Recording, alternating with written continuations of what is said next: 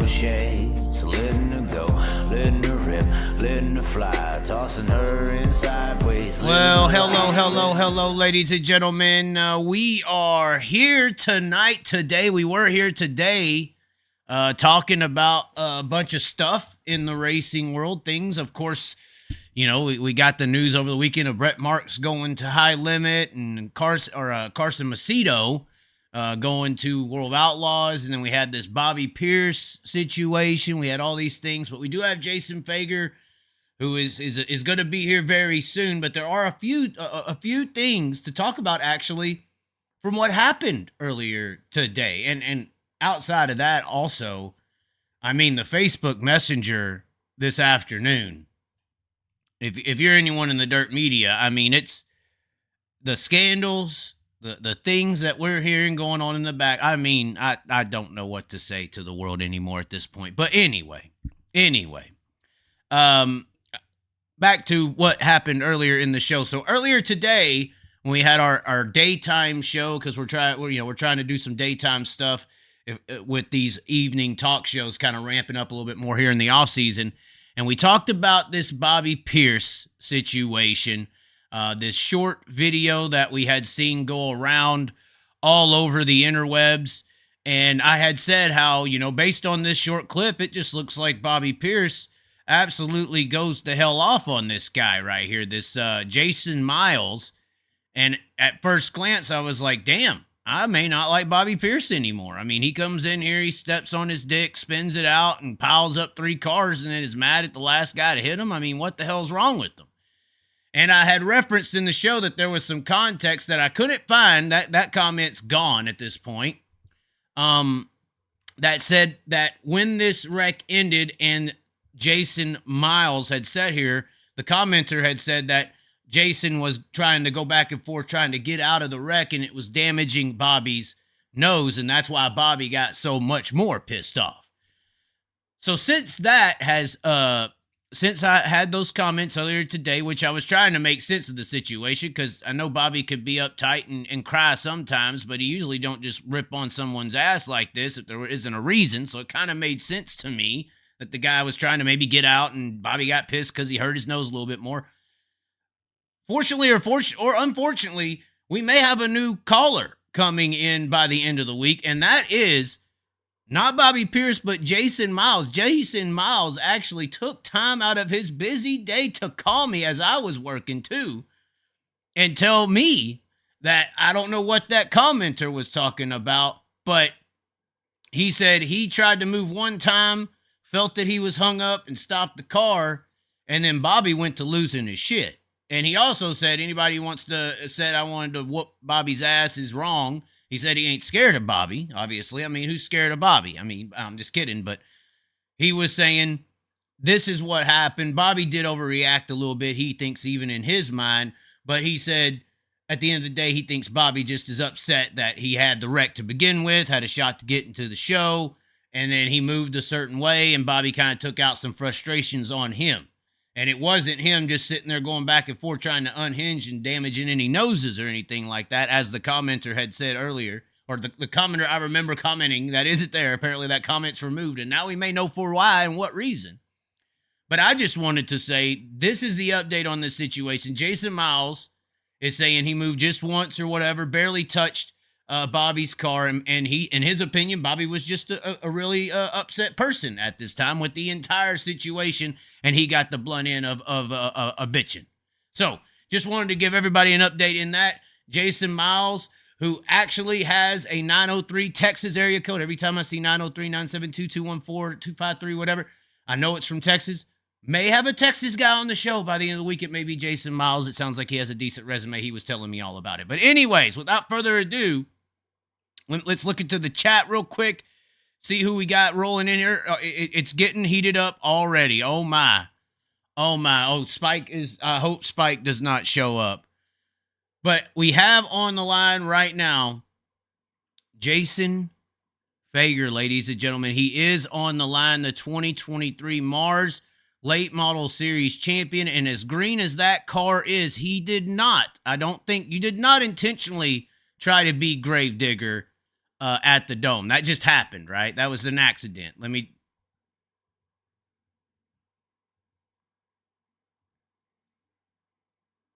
sent to flatten his left rear tire. Well, yeah, from what it looked like that you were trying to basically, sorry, we had you muted just a little bit there. I fixed it there. But it looked like to me, and I made a comment on it, it looked like you were trying to potentially, get up in there like we always see guys getting up into the left rear, trying to flatten his tire or something, and it just took off and went up over into the guy. I'm assuming when that started to go down, you were kind of freaked out in some kind of way. Yeah, I think that was a combination. We were on our right front noses pretty high, and then with that left rear tire being so flat, it made the nose even higher. So kind of ramped up over the tire there, and obviously when that happened, I let off the gas and turned left, but it tore the door off of it pretty good. Well, and were you I was kind of questioning how you could know if it was him or not. How could you know that was his fault in the moment that it happened? Because it was it's hard. We ain't got rear view mirrors, we ain't got spotters. And there was a little bit of contact from both sides, it seemed like, in that whole ordeal. And when I say both sides, kind of like the outside, the inside had a little piece of you on each end. How was you able to determine the blame in that scenario is where I was like, how can you kind of know? Because it is Delaware double foul. It's something I've heard a lot of people criticize this restart just because of what happened here, but we see Delaware double file restarts happen all the time, and we don't have these problems. I don't think that it's the restarts issue. What do you think is the issue that actually caused that whole scenario to occur? Well, I think the biggest issue is that he was up alongside of me. He had his nose pretty much all the way up to my left rear tire before I ever fired. So, and with the dome being smaller, obviously, you turn left and drive down the hill. That's kind of the downfall of the Delaware double file restart is you gotta protect yourself. I mean, you don't want either guy to get a chance to get a jump on you. And I watched every start for the whole rest of the weekend, and that was the case. Everybody drove down the track, right? And it's just he was so far up me that as soon as I turned, we had contact. And obviously I knew it was Carson because they said 42 on the receiver, chose the inside, right? So I knew he was in there, and I'm telling you, as soon as I turned, he was into me. Yeah. Like it felt. That's why I've told a few people, like, a lot of times with our quarter panels, our spring steel, you don't even know if somebody's hitting you. Like, they can have that thing wad up, you don't feel it. But, like, I'm telling you, it felt so bad in the car, I thought his nose actually went up over my tire. So as soon as I'm trying to go, I feel like I got an anchor back there. I feel that thing already vibrating because he's in my left rear so hard. And then, like, as soon as we broke free, I knew the tire was flat before I was even at the flag stand, right? But I couldn't go because he was in my left rear tire so hard. So obviously that's what turns me left, and then Harrison's on the fuel. So when I'm not taking off, that's why he hits me in the right rear. But, I haven't really seen, we really needed a better camera angle more from the inside, right? Like above the wall. But he's really into me a lot quicker than it appears in the video. Like as soon as I'm done, he's in me quick. Like, and it's just because he's trying to get there. And like, listen, he's trying to. Well, and I was about to say, jump, it looks like you could have a pretty good visual here with the slow mo. It's pretty pretty evident what you're talking about. The question I would have for you then: do you think that this is a scenario where, he is a NASCAR guy coming into dirt late models, and in the realities of the world, this is like a guy coming from, if basketball didn't have like the NBA, for instance, and we had these different leagues based on where people lived and how much money they had. He's coming from like the rich country club basketball league, and he's coming onto the blacktop where all the hitters are, I mean, the big talent's down here on the dirt. Do you think it's partially a little insecurity on his hands where he's trying to get every inch that he can because he knows he's kind of outclassed in the talent department? I don't think it's, I'm sure he doesn't feel out talented at all. You know what I mean? I think that it's got to be intimidating. Y'all guys are really good. I mean, these are not. Well, I will say the few times I've seen him drive, he's definitely. I don't know that he's finished a lot, but he's definitely showed some speed. I mean, he even showed some speed last year at the Dome. So he has a good car. And I mean, listen, we're racers. We're all trying to get every inch we can get. And I think it's probably a combination. He's sneaking up in there trying to get all he can get. And the track's pretty narrow there, and if maybe that inside wall's out there, maybe he can keep turning down off of me. But the other thing is I don't feel like he ever got out of the brake or off the gas or on the brake, right? I mean, you can pretty much see that he stays in it the whole time until we're all the way to the flag stand. So that's where I feel like he should have, like, as soon as he knows he's hitting me, he should have been. I would have, because I mean, basically he took himself out too, and I mean, I didn't know at the time, but he had already had the right front of his nose ripped clean off because he got into me so hard. So, you know, I would have tried to protect my own equipment at that point, right? And I would have made sure that we finished, right? If I was in his shoes. So, I don't know. It's hard to tell there too. He doesn't have a rear view mirror. He doesn't know if somebody's up because usually when you get in these restarting positions, guys are up on each other. So if you do lift a little bit, the guy behind you is just going to hit you and you're going to spin around too, you know? So, I mean, he doesn't know that he's got a gap. Possible. It's possible. But, I mean, you're definitely not going to live if he has a right front tire flat too, you know what I'm saying? So, right. But yeah, so I mean, it's just, like I say, do I think he was intentionally trying to just do that? No, he's trying to get every inch he could, but unfortunately, that's the circumstance, right? Right. So, like, you know, it's funny. I was on the phone with my brother today, and you know, my brother, he's wound tight, right? But he's like, listen, you know, if they, you know, that's part of the problem with our deal. Like, we kind of got to police ourselves, right? And you know, who's to say, like, man, you know, somebody's out in front and you don't think you got a chance to beat them and they yells like that? Why don't you just try to flatten their tire if you're just gonna put them to the tail, right? Right. Get every inch you can I get. Could be in his tire. I could be in his tire making it go flat before you even get to the green, and they're not gonna do nothing to you. Yeah. You know, the thing that keeps us from doing that is respect, right? So it's just, you know, it doesn't happen very often. Usually, if you see an issue on a double file restart, most of the times it comes in row 2 or 3 from jackrabbit, and you know, from guys in the back trying to time the starts, you know. So and you know, and that's so. I mean, I don't know however you want to look at it, but you watch all the Delaware double file restarts all weekend, and it seems to be there's pretty much only one incident, right?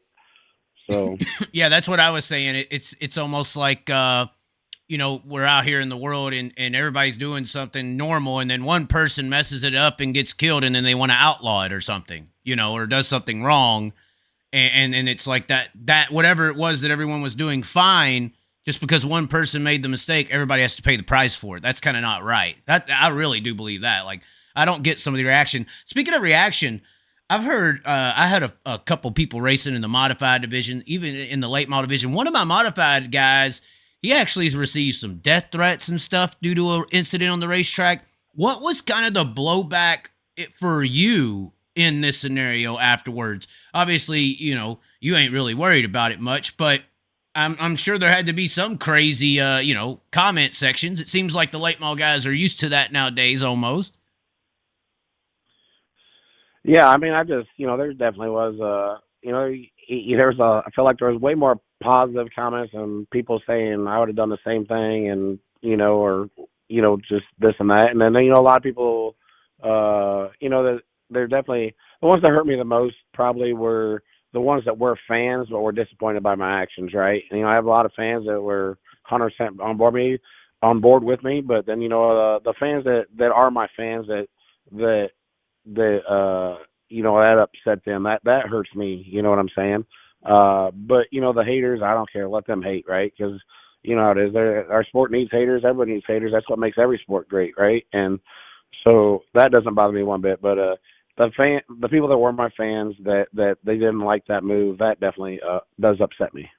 Well, I'm assuming that like you had reiterated there at the beginning, you were intending to just pop a tire. I mean, it did look bad once the whole car like got ripped in half. That had to be instant almost regret from your part once you saw a car pulled ripped in half like that, or after it initially happened. Yeah, actually, I was kind of probably more worried about my car. I thought, oh man, I'm gonna have a lot of damage too. And I mean, luckily it just broke the bumper, you know, but it really didn't hurt anything else. But I definitely just was, well, yeah, compounded a little bit there. Right. So you did win the Mars championship. Mars has a lot of history. How did it feel to get that championship under the belt? How many do you have? I'm somewhat of a sprint car guy. I've been paying attention to the fender stuff a lot more. I've been on the road, went to a lot of late model events over the last 2-3 years, especially ever since 2021. But talk about this Mars series. I know Izzo used to run it, right? Yeah, it's actually been through a few owners. I think Mooney Star might have started it. Wow. If not, him and Randy Mooningham started it together, which would be Moon Pie Casey Mooningham, who works for Tony Jackson's dad, right? So he and that was that Midwest deal, like a Missouri based kind of deal for a long time. And usually the only couple Mars races we would ever do, which I've won a good handful of races with them guys when Mooningham owned it back, with Paducah, Peevely, and Granite City, we'd always have a little swing, and then actually I think maybe is it Chris Tilley maybe had bought it, or Scoggins there at Clarksville, or maybe both of them had it at one point, and kind of went to Tennessee and wasn't much of a series, I feel like. I never did any of them, and then Izzo got it, and Tony brought it up here and kind of revived it, and did pretty good with it, there, but, he was struggling to get probably the backing he needed. Felt like, he had a lot of rainouts there a couple of years too, which didn't help. And then obviously if you're up here, you got to plan around some nationals, so that hurts. And then, Matt Curl, that runs Fairbury, bought it, and, him and Jonathan Clayton, they've done a great job. But obviously, Matt was World Outlaws race car director for, I think, 2 years. So he basically runs it just like you're on the World Outlaws. It's pretty much all the exact same rules and everything. So to me, that's really nice. I like having stability. And, to me, the Outlaws and Lucas basically have identical rules. And I feel like that's what every series probably needs to go by, just their procedures and stuff. So that's nice knowing we got that, but he's done a great job of putting together good schedules, especially the first year. I thought it was awesome, and then it's just it's nice to have like a very professional organization to get to go race with. Definitely, and maybe I should reset this for some people. I have a sprint car audience. For these psychotic Larsonites, these Kyle Larson fans who don't understand how great the late model driver, they're way better than Kyle, especially you.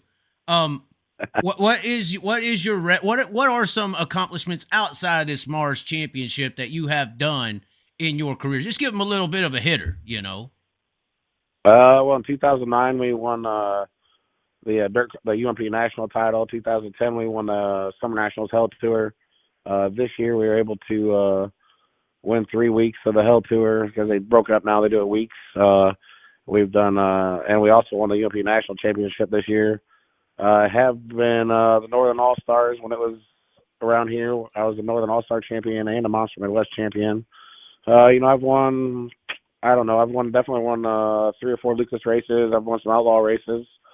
So, but, I don't, we had 16 wins this year. I mean, usually I average, anywhere from 10 to 15 wins a year. But, I've had some up years and some down years, and I felt like I've had some struggles here lately. But, this last year we really got things turned around, but a lot of people don't want to come racing this Midwest, because people don't realize even like Bab, Bab's still having good years, but, we're getting beat up by Bobby, Shep, Squirrel, Dennis Erb Jr., then you throw in me, Bab, Unziger, like it's tough to win races in our area, around here. So it's almost like a PA sprint car scene, to me, the Illinois scene.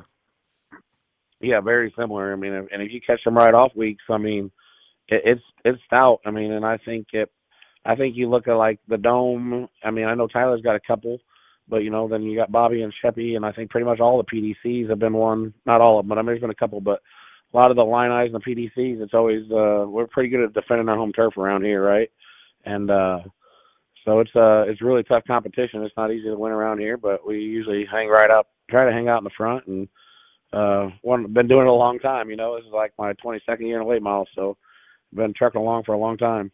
Well, and it's a very interesting just state in general, probably the most cutthroat rivalry that I've ever seen in person, like just the people, the drivers, the little cliques, the little circle, is that UMP modified scene in that state. Like Mike McKinney was like throwing his helmet. Well, he didn't throw his helmet, but he was just visibly pissed after, not doing well on his qualifying night at Gateway. I've walked in the pits in Fairbury and heard this, that, and the other. I don't know if that translates to the just that state kind of being like a PA thing where it is like there's that much. Now I don't want to say ego, but maybe ego or pride or whatever you want to call it. Is it that competitive in that state? I feel like, and if it is, I feel like that's not really noted well. Is it that way in the late models as well? And have you noticed that about the modified area? It's very cutthroat over there. Well, I mean, we're very competitive in the late models, but I feel some mod guys might get mad at me here, but I feel like the late models are a little more professional, right? So, like, we all take it as sometimes racing happens, and we go about our deal where, you know, you definitely got that handful of mod guys that is basically, I would call them professional modified racers, right? But then they're still racing with, like, a lower level guy, or not saying maybe town or this, that, but, you know, more of a regional guy or something that doesn't look as exactly the same. And then, you know, if you're racing against the same people every single night, drama is going to happen. Right. So I feel like they probably race against each other more often when we're kind of just skipping around the state and doing other tracks and, you know, not getting the same people every night. And then, you know, if you are, like, when I'm racing with them good guys, we know it's racing and what's dirty, right? Whether, like I say, that's usually the drama's at the lower level where them guys race together on Friday night and bump and bang, and then they got to line up next to each other on Saturday, and then it's like, oh man, you know something's gonna happen, right?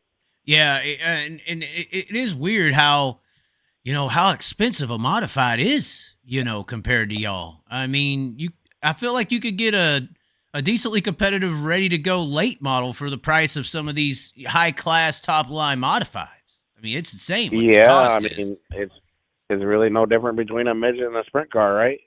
Almost, yeah. That's very, very similar. I mean, it's about the same deal, right? You're just you're saving some money on wheels. You don't have a dry sump system, and motors maybe are a little bit cheaper, but and live a little bit longer. But yeah, for the most part, I always tell the mod guys that at the end of the year, you're gonna come out way better if you had a late model than if you have a modified, right? Because as long as the stuff's still in one piece, and it's worth more when you go to sell it too. So it's definitely one of them things. It's a lot in my mind like that midget deal, right? Where them guys have all that money in that car, they don't get a race for near as much as like the big cars. Right. Of course, modified's paying a lot more.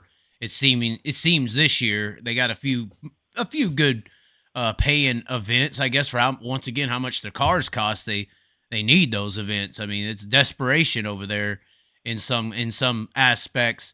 You know, being in Iowa or Illinois, Iowa, right there, or Illinois. I'm saying Illinois, by the way. I usually say Illinois, but I didn't want to get, you know, in a fight with any of the pit crew members. People get serious about that. I just say tomato. Who cares? But they care over there. It's a real thing. I was talking here recently with the guy. I used to do some promotional stuff over there, and he was talking about some of the things that he doesn't like about the Illinois scene. And for some reason, he said it comes back to some tire deals. Was there some kind of drama in Illinois with the Hoosier Tire or something in the recent history, or am I just completely an idiot to listen to this guy?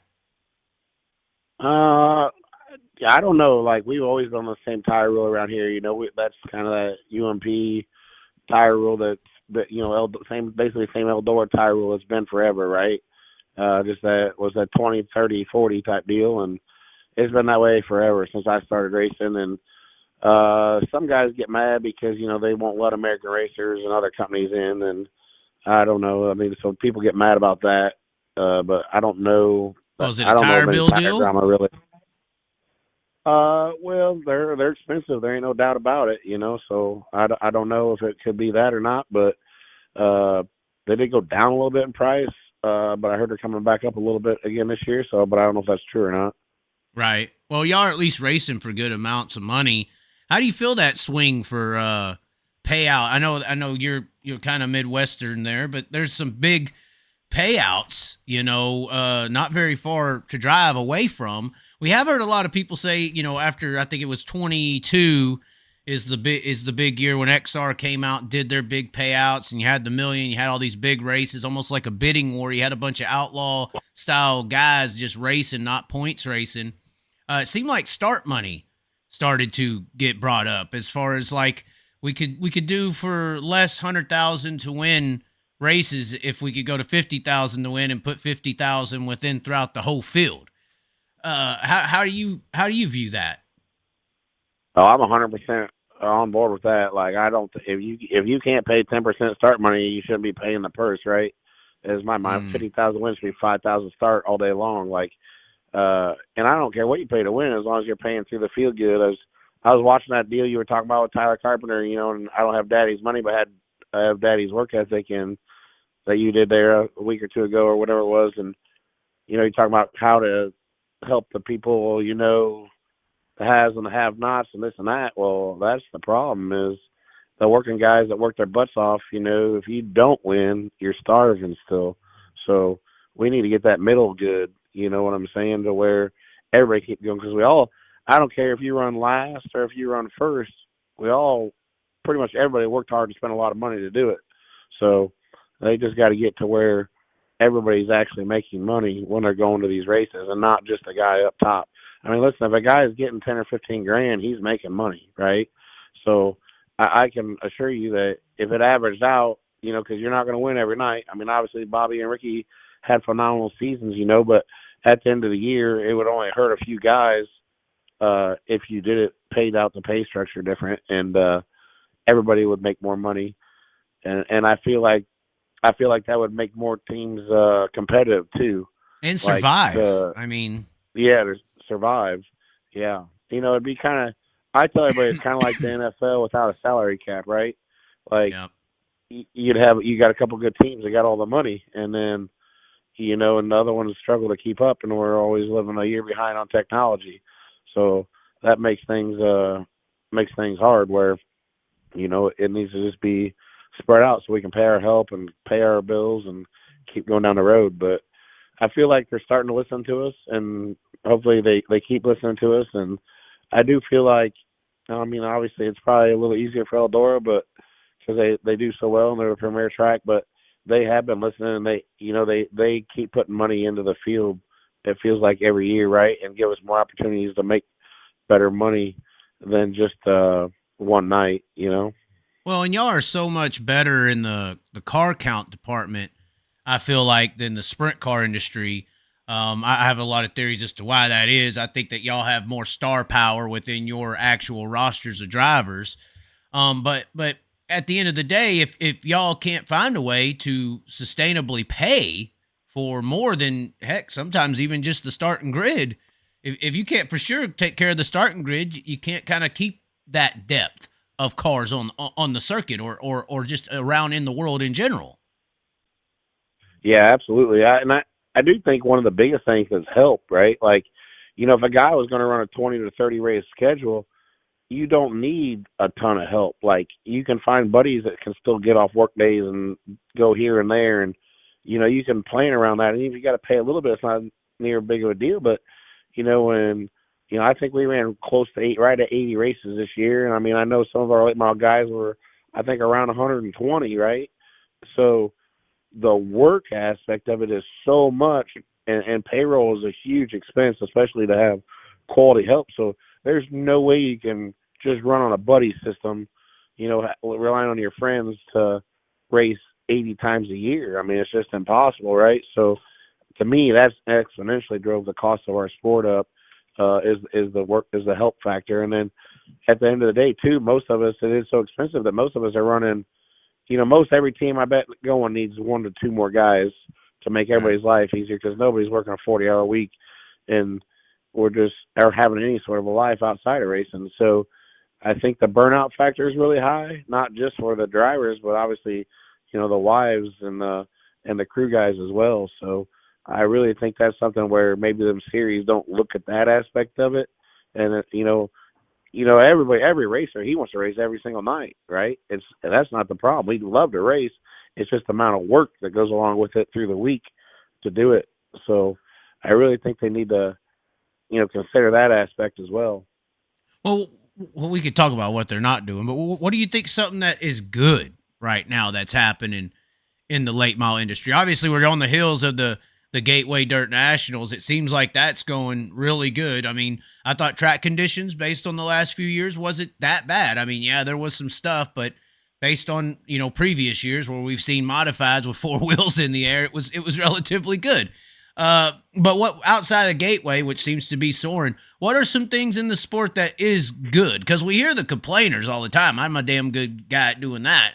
But I feel like sometimes the good stuff that's happening gets overshadowed and forgotten. And I feel like we got to be somewhat, I think, smart and careful to at least acknowledge when things are going right or something's being done right. Because we could always complain about being better and this, that, and the other. But I feel like if we don't give promoters or sponsors or events credit or say they did a good job, that, you know, just like a racer who may feel like they're being taken advantage of in the scenario, buddy system did them wrong or something like that, clicks on this side or that side, you know, they just eventually say, all right, the hell with it, I'm done. So what's happening in the sport right now? Maybe not even just in Illinois or in Illinois. Sorry, said it both ways. But what do you think something that's good right now in the sport? What is the sport doing right? Obviously, that Gateway deal was year 6, and I think that was hands down the best event for the whole weekend they've ever had. And man, that crowd was amazing. It was an atmosphere. The only thing I feel close that I felt the atmosphere like that crowd on Saturday night would be maybe that I've been to would be the World 100, right? And I'm not so sure it maybe didn't top it. It was pretty impressive and pretty amazing. The fans that were there and the support that they were giving the drivers. So that's just awesome.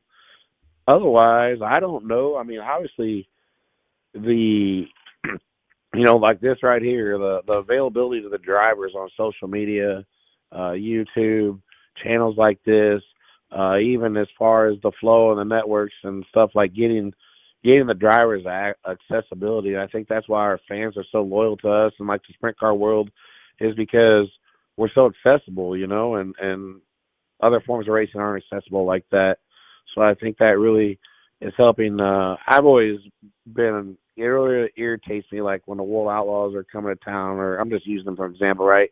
And they're just saying, World Outlaws here, right? But they're not promoting their drivers. Right. Like, it's all about the brand. All about the brand. All about the brand. You need, but you know, it's just like Monster Truck's not Monster Jam without Gravedigger and Max D. They don't say come and watch country music at the arena. They say come and watch Taylor Swift. They don't say come watch guitars and drums. Exactly. And that's where I feel like our sport's taken a long time to evolve our sport has so many amazing personalities, and sprint cars, late models, there's so many there's a lot of people that don't have personalities, but there's a lot of awesome personalities, and it's just cool that we can finally get them out there and the fans can start to see that and interact with us in ways that they can't in other sports. I mean, you're not going to go get a hangout. The chance of getting to hang out with the NFL or NBA player or get autographs or like, it's almost impossible, right? So to be able to do that stuff with us is awesome. And most drivers love getting to interact with fans. And I'm going to go back to a downfall is like, you know, most of us are having to work on our cars, and it's not that we don't want to interact more. We'd love to do more interaction and be in the T-shirt booths more and do more of that stuff. But, you know, we're also back there. Pretty much every driver in the dirt world's back there making their stuff go as well, right? So we wish we had more time to do interaction stuff. But that's cool. I really think the ownership thing, or the way that high limit deal, I haven't been paying a ton of attention to it, but the way them guys are giving them drivers stake in the game, I think that's what we need to do, you know, because obviously the streaming services are thriving off of our sport right now, making tons of money. So it's awesome to see Kyle Larson and Brad Sweet doing what they're doing, giving back, right? And in reality, that's what needed to be done a long time ago. That, you know, a good handful of team owners or drivers should have got together and did their own streaming deal. And at the end of the year, you split the profits up, you know, on a percentage-wise between the drivers, what's left over, right? So then the drivers have control. The drivers are making the rules. We're making the decisions. Well, it's not involved in other people's hands that don't have the best interest. Not trying to cut you off, but it is a team owner deal. Now, in the sprint car world, there's not. I think there's maybe one or two of those guys. Teams, yeah. It's more team and driver.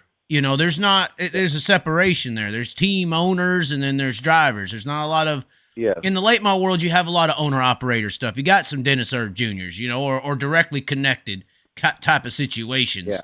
Yeah. So question, I guess, curious little spin off into I that. will say, Go ahead. I would say in the sprint car deal, though, like Casey Kane's a driver, Tony Stewart's a driver. So Right. even though they're owners, you know what I'm saying? Even though they're owners, they're also racers. And then Swindell. I try to keep up on the sprint car as much as stuff as I can, but we race so much it's hard. But so, I mean, I know it's a team driver still, but you know what I guess I would think a guy that was a driver and is now an owner still has a little bit of a different aspect at it. You know what I'm saying? Than just a straight owner in my mind. Well, yeah. Well, the only reason I pirouetted into that is because I actually did have an interesting conversation the other day. A guy called in or called me. It was a private conversation, but it was a good one. And he was talking about what are these drivers going to do with high limit, and he was more so talking about these higher profile drivers. He was talking about the profitability of the names of the drivers. Even Jason Fager, Bobby Pierce, y'all have these names that people are paying to see. They're buying the streams because of the driver itself. And even though he's a sprint car guy, and he said even though high limit is going to reward the teams, he was alluding to like these drivers need to formulate something. He's alluded to drivers union, because if the streaming companies do get in with the team owners, that's great and grand. But they can just flop that name out whenever they want. If they do something they don't like, we all know the dramas in the pitting areas that can cause a driver to split from a team. It's not always just performance on the racetrack. So in this going forward of potential, what high limit is doing, spreading out throughout the motorsports, do you see where a drivers union could potentially be needed? Well, I mean, I've been an advocate for something along those lines for a long time, but I think the sprint car deal maybe right now would be okay, but I guess I didn't realize, it could head towards the NASCAR direction too as well, right? Right. Well, even in the NBA and NFL, they got players unions, and they all do. All your major stick and ball sports have unions, right? And I do feel like that's one thing about our sport. Like, we're not structured. Yeah, you get a good handful of drivers that stick together, but then there's always gonna be a few that show up to do the show. Well, and I think it's a position that everyone wants to be in. Like, I think if a driver's not happy with his ride, I think there's plenty of drivers ready to replace them. Yeah, absolutely, 100%. Because there's way more drivers than there is rides out there. Right. Yeah. So I just didn't know. Y'all are the home of the Union State, right? I mean, I'm just. Well, yeah, that's up north. We don't talk about it there. But yeah, I don't know. There's a lot of good going on, man. I think though I think you also got to be pumped up about the up and coming talent in our sport. I mean, that's awesome to see that it looks like it's going to be going in good hands for a long time. But yeah, you're right. We definitely don't talk about the good about as much. We definitely hear all the criticisms and the bad all the time. Well, and no matter what. Go ahead. Sorry. I was going to say that was my biggest thing about putting my video out there the other day was like, hopefully everybody checked it out, which is on YouTube and my Facebook. But I was so blown away by all the fans and the support and just their passion is insane. I mean, it's awesome, right? Like, they're so passionate about it and they choose they work hard. And a lot of those people don't have a lot of money, right? And they're saving their money, and this is their vacation. This is their getaway. This is what they want to do, and that's how they choose to spend it. And I just felt like it was so evident this weekend at the Dome race. Probably, and I felt it more there than I feel like I've ever felt it before, right?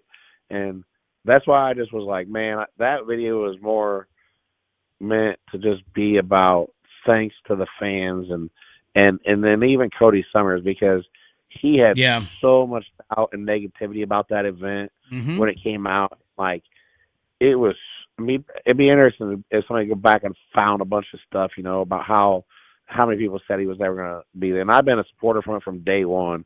And I've been a big advocate for it and hoping it would succeed. And to see this be the best year and how much all the hurdles he's had to go through to do that and how great he's made that event. But it's not possible without the fans, right? And it's like, because they've supported it so well. So it was just like, I felt like, man, these guys need to know how I feel and what's going on. And they deserve it because they're so passionate about it. They want to know, right? And that's one thing I wish a lot, they could get more behind the scenes stuff, and that's something we've been trying to do. And It's a on our full-time YouTube channel, job. It's a full-time job it to do is. behind the scenes. You got to be a video editor, a freaking shooter, a recorder, a editor, a GoPro guy. You got to be like 10 different things. Yeah, I'm lucky. I got my buddy Zach. He's really good at it and has a passion for it, so he does all my stuff. He does amazing. So otherwise, when you guys see him, make sure you thank him, because otherwise, I definitely don't have time to be doing it all. But a lot of them guys that are doing that and they're racing, I don't know how they do it, but it's just awesome. Like I say, that them guys, that the fans are able to get that access and that look for us, and I just think it's great. Well, and y'all definitely do have a really strong fan base in the late model world. It's something that really shocked me initially. Is really when they lined that dang freaking Larson trailer right next to Davenport and Overton. I watched those lines be longer than Larson at both their trailers. That don't happen in the sprint car world, man. That just don't happen. It's lopsided.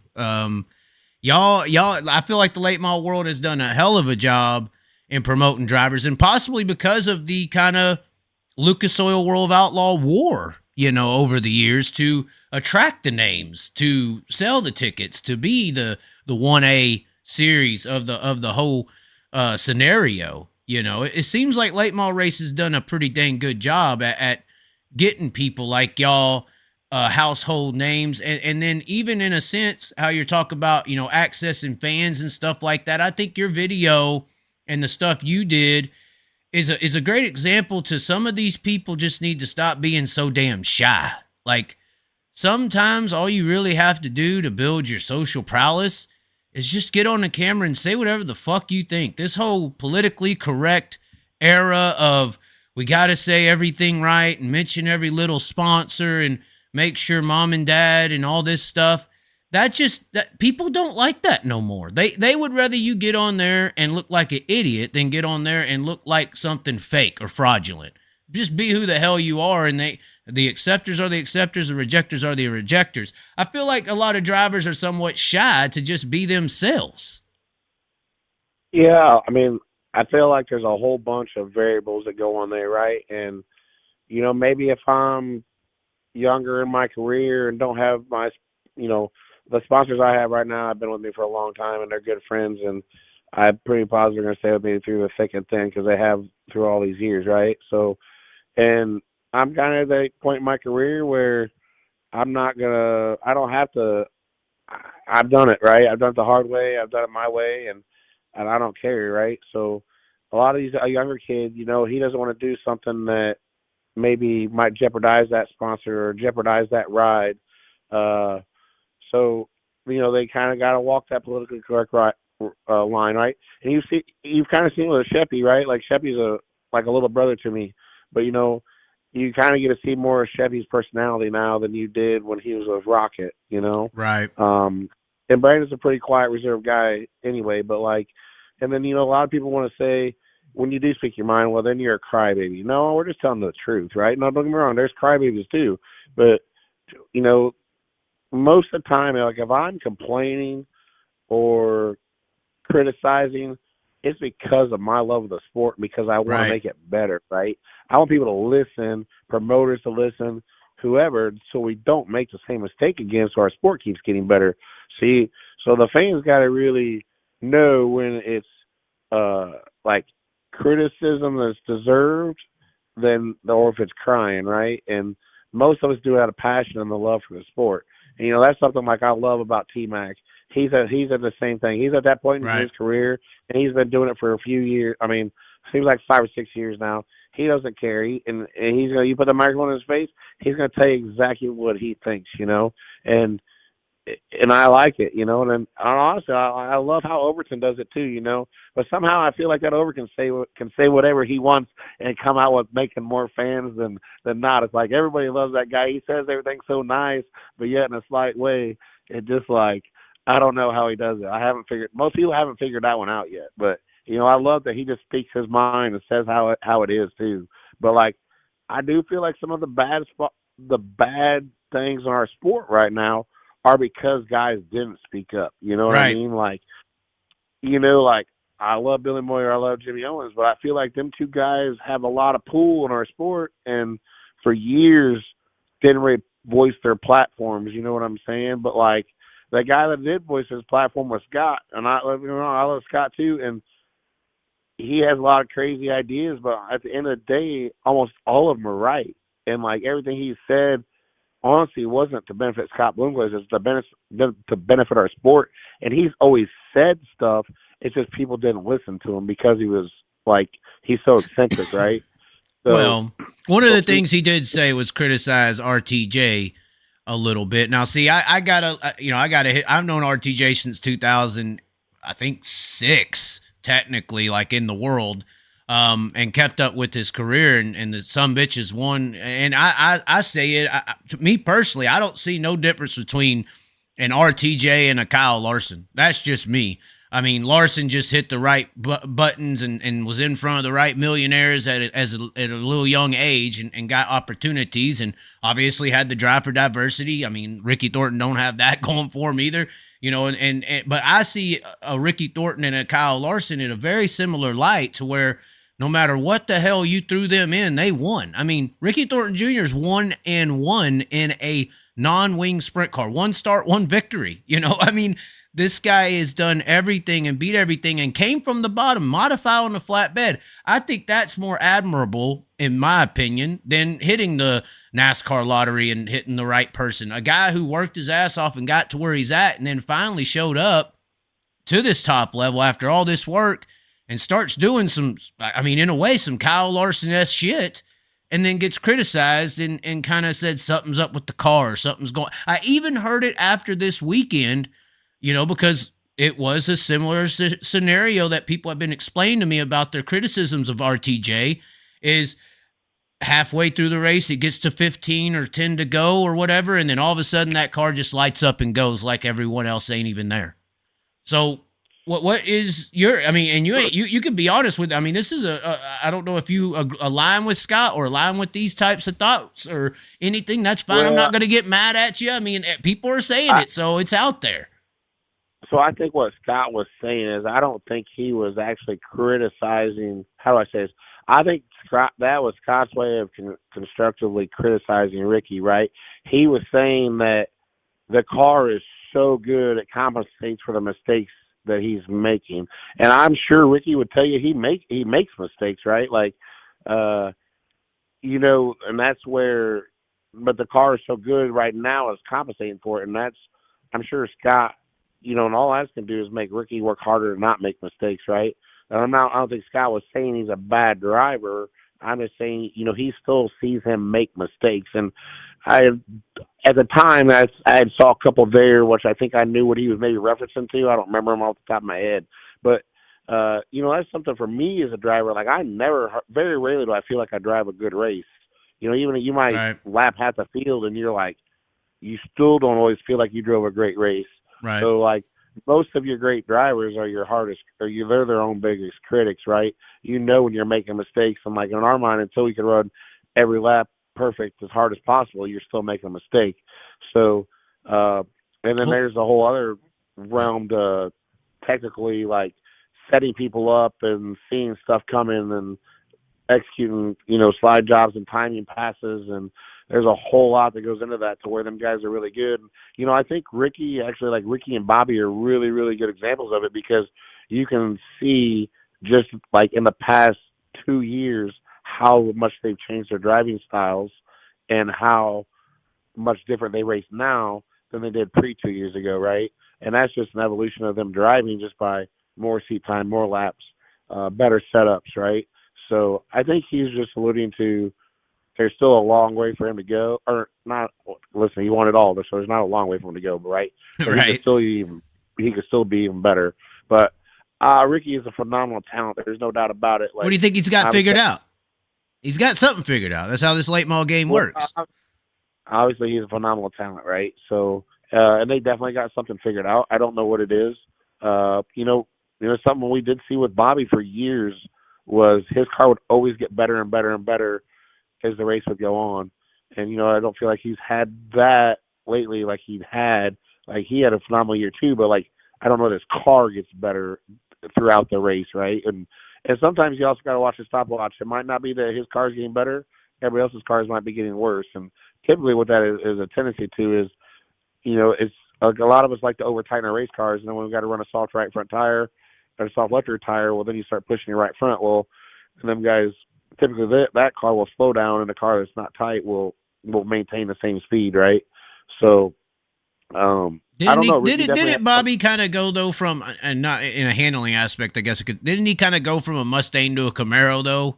I mean, I'm not saying the Pierce cars weren't that great, but Mustangs, they spin out all the time. They're not, they're still badass. But that Longhorn's got something going, and that definitely changed Bobby. It seemed. Yeah. No, but you got to figure he was an XR1 there too, right? So right. He did have an XR1 there for a year and a half or better. And then I do think the Longhorn fits him, and the Longhorn car just has a really good balance, right? And I mean, I've had XR1 too, and I've had the Longhorn. I feel like I knew the Longhorn would fit him better, just because it does drive more like a Pierce car. It steers a little bit better, and it's a little freer feeling car to me than the Rocket is. So I felt like that would go play into his wheelhouse more. But I just feel like, it definitely probably has a better all-around balance to be able to go run the top, the bottom, and the middle, right? So that probably absolutely definitely makes a deal in it. But obviously we've seen guys get stuff figured out, right? Like right now this year was Bobby and Ricky's year, and last year was with JD and Overton, and caught up in the moments. It's like and when that train's on the tracks rolling like that, it's hard to derail it. Sometimes it's every year we see it, and next year, either one of them could have a subpar season, and it's still going to be a great year. It just might not be what it was this year. Well, and that's why what Scott said kind of did rub me the wrong way, because we have seen guys like Ricky and Bobby this year do what they did. I mean, 2022, Madden and Davenport were those guys, and the year before that it was Overton and I think Davenport was in there too, but. It always seems like there's a group of guys every year, and they change. It seems like it's hard to stay consistent, to be at the top of this sport year after year. Unlike sprint cars, you can have guys dominate for 10 years. In this sport, it's a new set every year. And that's why I felt like it was a little critical, because, he did kind of critique the driving. He did say he's just some modified guy, and kind of alluded to cheating. Some people, I mean, included, saw it that he was kind of hinting to that. And that's where I was like, it was a little unfair, because it's like these other guys have been doing the same kind of dominant style of performance for years on years, and switching and a new guy the next year, so. Yeah, well, I mean, listen, it's possible that there's a new rule comes out next year too. You know what I mean? Like, well, Scott has some resentment to that. I know that. Yeah. Scott's pretty much written the whole rule book, and Rumley's written a lot of it too, right? And sometimes them guys find a little gray area there that there's no rule about, and the series will let them run it for the season, and then maybe then there's a new rule that comes out. So I don't know that that's the case. I'm definitely not saying that's the case. I do feel like the way they got the rules written right now, that they've been pretty quick to jump on stuff right away. But we see that a lot, right? But it could be something as simple as the way a shocks build or something. But this year too is the first year we had this new tire rule that was kind of the whole country's on this tire rule, and I feel like it took some guys a little bit of time to get used to it and adjust their balance, and you just can't run the same notes at a track last year that you ran 1300s on, that you're there on 20s this year. So maybe his style and his setup just fits that tire a lot better too, to where we see some guys have off years. Obviously, Timmy and me are good buddies, and he had an off year, but then, he got the new car out at the end of the year, and he seemed like he picked it up. Devin Moran started off really slow, and then by the end of the year, might have been one of the best cars in the country. I felt like JD picked up steam as the year went on. So, maybe like Overton just kind of, he runs most of his races on that tire, the open tire. I know he still won Eldor and stuff on that UMP tire in those years, but most of his races he's tuning on that other tire. So same thing with Madden, where I've always ran this tire, so I could, when you go from the tire that we run now to that open tire, your car feels amazing, because the other tire is so much better, it's not even funny. So you can mask a lot of bad handling cars with that, 1,300, 1,350, that open tire rule. So, maybe that's part of it, and maybe it fits into Ricky's drove a lot of hard tire spec stuff as well. I don't know. I mean, there's no doubt he's got a ton of talent. Well, I will say I had some guys at World Finals. One guy kind of just recently ran into him, but he's very connected to some big teams out there. And he said after that late model race, he went around and looked at everybody's tires, and tires were good, but he got to Ricky's and it was almost gone. And, this notion of Ricky just fires off with 15 to go and is the fastest car on the track than anyone else is pretty, it's a valid point because it has happened. I mean, how many times have we seen that 20 RT just light up and go at the end of these races? We saw it Saturday night. Well, we did. Now, see, I had a guy call in and say, "See, there it is." Personal call again, and I'm like, "Look, if you watch that race, Ricky did get pinballed around there early in the race. I mean, position on that track is huge, but valid point. Let's just say valid point." Now, then I had another conversation. I was driving on the way back from Gateway. Guy called me, and this guy he used to be an international kart racer and has a lot of experience in all kinds of things, suspension, tires, everything. And he said, "Hey, I think I know what Ricky's doing." And he's a modified guy, right? They're used to run on 8-inch tires, a lot of work in the throttle. And I'm like, yeah, so what's the point? He believes, and I don't know if this is the secret out of the book, but based on what that guy was saying at World Finals, it could be true. He believes that Ricky Thornton Jr. is running a softer tire than everybody else, just pedaling it for half the race to keep pace, and then running 10 to 15 qualifying laps at the end and eating it to the core. And that's how he's able to just be that much faster at the end. He's just pedaling the car for half the race. That's what he was saying. Is that plausible? No, I mean, pretty much we're all on the same tire. I'm probably 8 out of 10 times everybody's on the same exact tires. Okay. Especially just like this weekend, everybody's on the same tires. So this weekend, especially, but most of the time, like Eldora, Charlotte, Knoxville, them guys are all on the hands down the same tires. So, and then what would have caused the World Final situation then, where his tires was eating up considerably more than everybody else, just being on it more? Yeah, Charlotte's very aggressive on tires. So if he was trying to make up some ground, it could definitely. You can. There's a lot of times, like if you spin your tire like one time, it could take you a couple of laps. If you overheat it, it could take it a couple of laps to get it back, right? Okay. But it doesn't take much to do it, especially at Charlotte is very aggressive on tires. That's why, typically they guys would run that D70, which is the hardest right rear tire that they make. So that's typically what they would always run there. So Charlotte's very hard on tires. Now, it's possible they were just grooving a little bit different. It could have, it's hard to say, but like it probably just was more of a driving thing.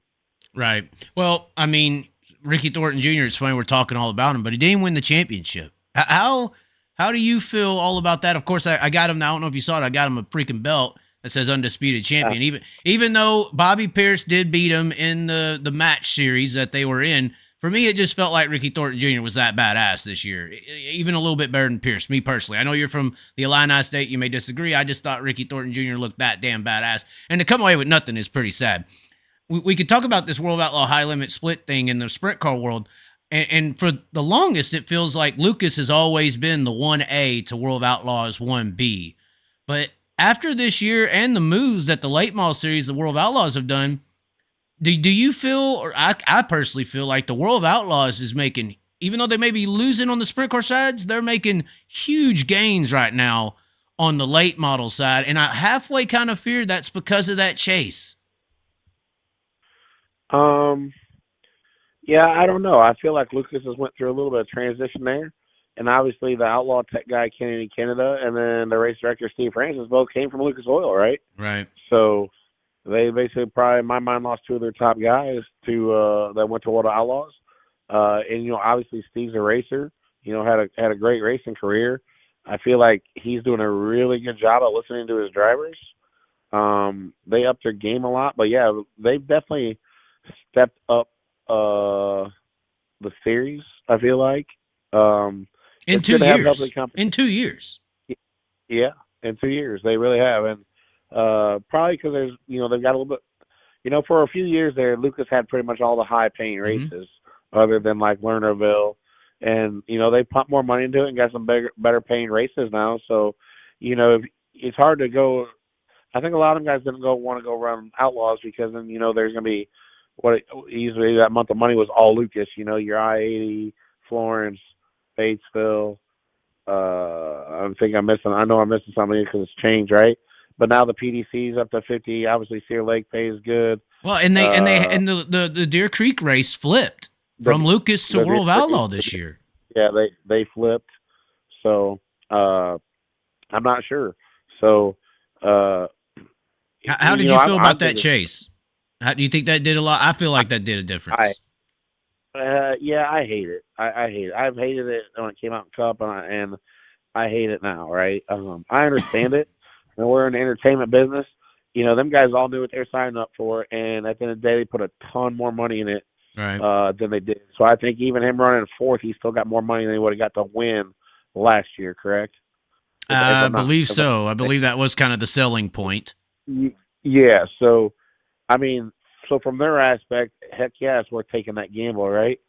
So it definitely sucks, but it's definitely worth taking that gamble money wise. So I don't blame any of them for it. But I mean, and I will say, like, I had bad luck out there at the Dirt Track World Championship, and I'm standing on top of my hauler in the infield watching that race, and it did put a whole nother level into watching that race, especially for me. Even me as a driver, being that infield person, it was just insane, right? Not knowing who's going to win the championship because, Moran was going at it, and then with Ricky there for a while, and then Hudson and Moran all the way to the end, pretty much, Yeah, and then Huddy came. Yeah, through there. Was from a lap down. Like, holy cow! Like it was nuts, right? Like it was definitely a heartbreaker for Ricky because obviously, the best case scenario is if they could have all duked it out and all halfway ran good, right? Or at least finish the race, right? Yeah, finish the race for sure. So, but it definitely put a whole nother level of excitement in it. So maybe the way they're doing it this year is a little bit better, but it's kind of, you still flirt that college playoff football line. Like, well, maybe this year it's easy to find the 4 top teams, but maybe this year it really should be 8 teams. So right. I don't know. I still don't know how I feel about it. I don't know if I like kicking people out. Maybe we just do some sort of a reset. Or I don't know. Double points. It's a tough deal, right? Something. Yeah, something, right? Like, but it definitely, like I say, I feel like that's something else that, like, our sport's really struggling right now to figure out, and especially some racetracks. And I mean, I see it all the time in the summer nationals, especially. It's like, whether people want to admit it or not, our stuff right now needs to be geared towards the streaming. All the big stuff is, all the money that these purses are, is all driving through the streaming. So we need to figure out how to run better, efficiently ran programs that get better at timely manners, and then we're an entertainment, what we're putting on, it's entertainment. You know what I'm saying? That's what we're here now. We're putting on a show, and it's not just a show for them 3,000 to 5,000 fans at most tracks on a normal time. It's a show for the whole country now, right? And it's not even just our country. It's Canada, Australia, New Zealand. It's all over. I mean, it's one of your biggest fans that watches my show and messages me. He's from down there in Chile. Yeah, yeah. So you just don't even know. Yeah, Argentina and stuff. Like, there's people seriously watching all over. I mean, there's so many people that watch, and it's not just. I mean, it's late models, modified, sprint cars. It's all of it. So we really got to do better, in my mind, especially like, kind of be conscious of if it's a race out west, like trying the East Coast time, and what we're doing with some of these other classes just to try to draw. Because what's going to have to happen here is, in my mind, these local tracks are starting to hurt more on their local shows. Oh, for sure. The big shows, I feel like they're doing good, but I feel like the local stuff's not doing as good. So if they're going to have a big race, it's going to get to where the streaming services, and they do give back a lot, but it's just we're going to have to get more advertisers so they can get back even more to keep all these tracks, to keep the sport healthy. Oh, and events are the only thing that's really selling anymore. I don't know if I don't know if weekly racing can technically sustain properly. I mean, it's event based now. I mean, one or two races that are big a month is like max, or one a month. You know, there's so much to lose, and I've been on track promotion side. There is so much money to lose when you race every Saturday night. There is a ton of money to lose, but there ain't a lot to gain, you know.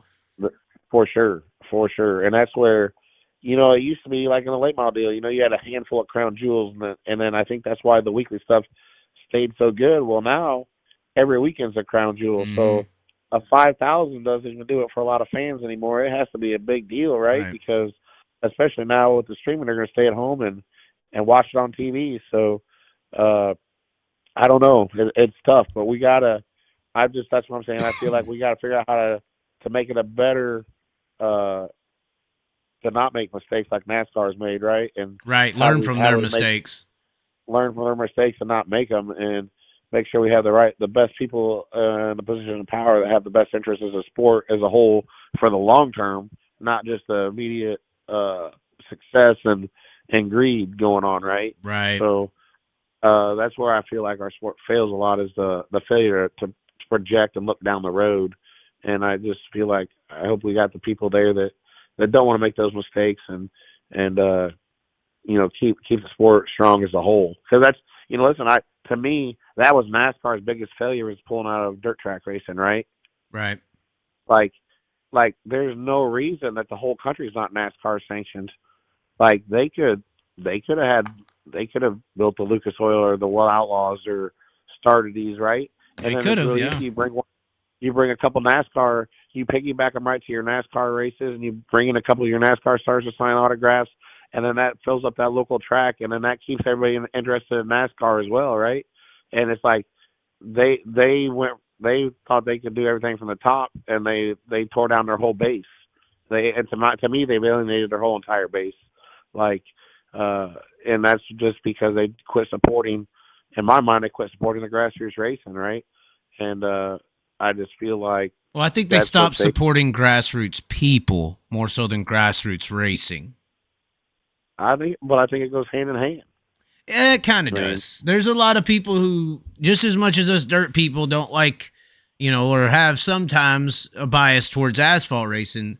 Those damn asphalt people, you know, we all heard the quote of Richard Petty, you know, saying going back to Bristol with dirt is, he feels like going back to high school or something like that. You know, in my opinion, that's criticizing it, but I don't really see dirt as a lower level form. I feel like competition wise, we are the super late model racing is number one in the world to me. There's not another sport in the world with as many competitors on such a high playing level than super late model racing. But I feel like NASCAR more so alienated grassroots people more so than grassroots sports. I guess you would say that that's kind of hand in hand, but I don't know. It seems like their problem was they wanted to be more Hollywood and less Dukes of Hazzard, you know. I mean, even though that's the same thing, you know. I don't disagree with that one bit with what you're saying, but I guess what I'm saying is that they would have kept their foot in, you know, in the lower levels, and because there used to be NASCAR dirt racing, right? The sanctions, they were across the country. They were in Texas, where I was from. Yeah, it was Iowa was big NASCAR stuff. Even like Peoria, right on the road from me, they were always a NASCAR track. I had to buy a NASCAR license to go race my sportsman car there. You know, and the same deal. We got deals on Lincoln Welders and Contingency, and you know they put a lot of money back into the dirt levels, right? And you know, that's what I'm saying. I feel like they could have really built it up. Especially, it's crazy to think that when they were booming is when they pulled out of the dirt racing, right? Like, and now I feel like it's completely bit them in the ass, and you know, because they try to get back in the dirt world, right? And because they know how much they're missing out on, and it's like they completely screwed up on that deal. Well, I think the one thing that we got going that they don't got going is we actually got a show, you know. We don't need fights in the infield technically to put on a show. I mean, a super dirt late model show. I've been to a lot of shows. I've been to Monster Jam. I've been to concerts, PBR bull riding. When you consider the show that we saw at Gateway, technically, these other shows out here aren't really nothing in comparison to that. I mean, our product, our actual food product is really good. Yeah, no, I would agree. I think that we're amazing to watch. I think we put on a heck of a show, and that's something else we need to keep on working on, keep making sure we're doing that, and a lot of that goes into with track prep, and yeah, we definitely have a really good product, and like I was saying, we have a lot of really good personalities too. Well, and you were talking earlier about people in the sport, and then you got into the people who were from Lucas that went to World of Outlaws. I'm curious, even somebody like you who's somewhat local, you get to know a lot of people.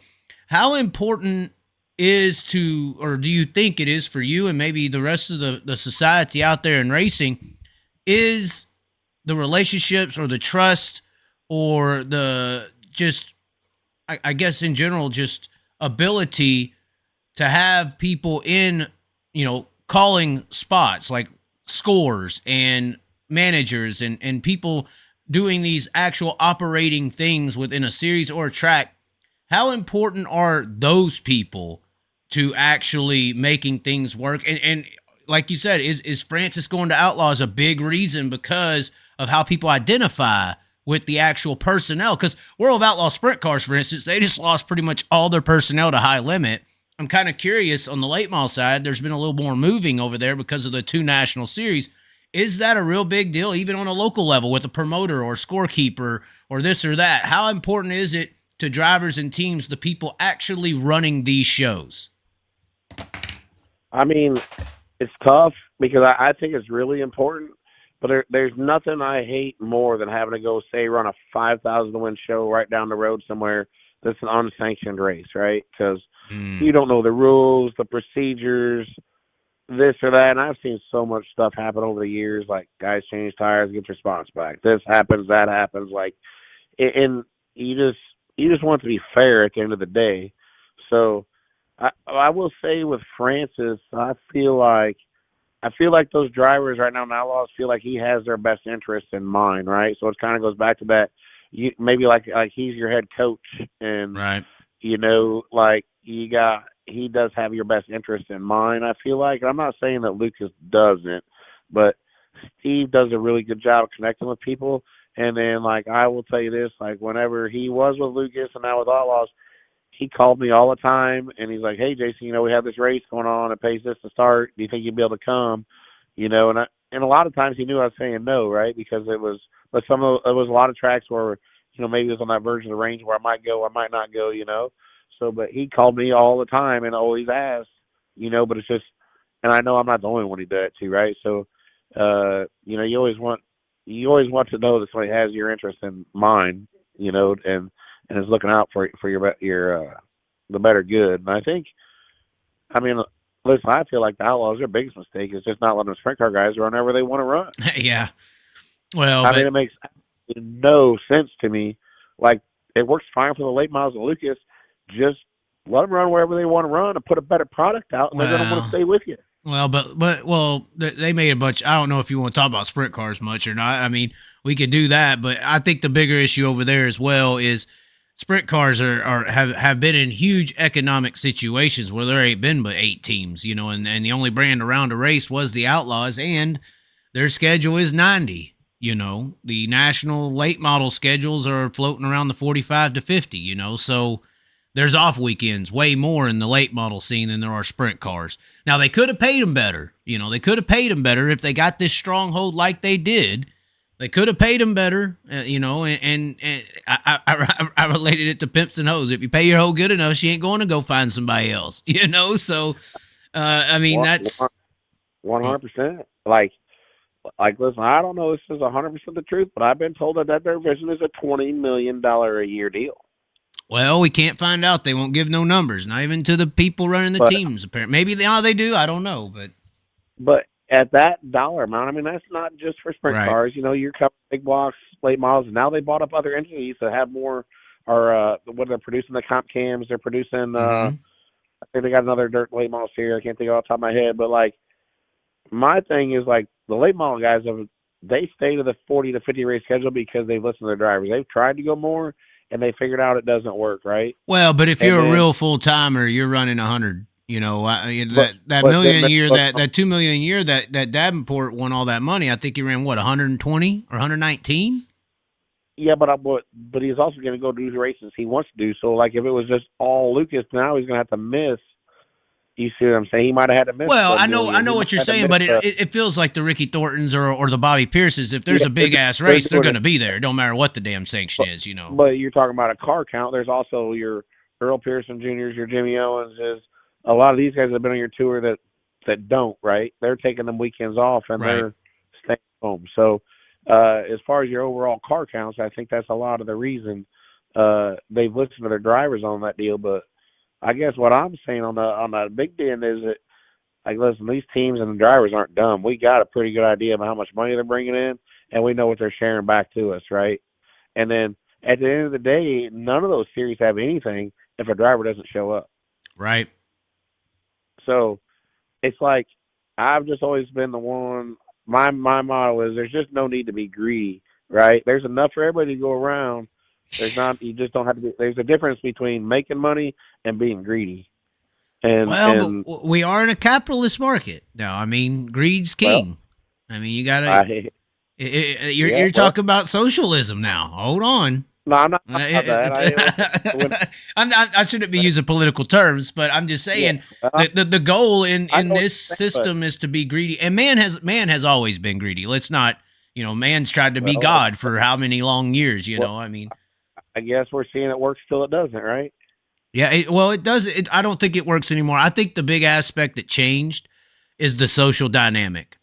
People able to talk so freely and openly and see all these different opinions and have thousands of people agree if pay's too low or this or that. To have a bunch of people rally instantly behind that ideology makes a lot of different rumbles and shakes that I don't think prior to Facebooks and Twitters and all that, you couldn't really get that kind of support instantly.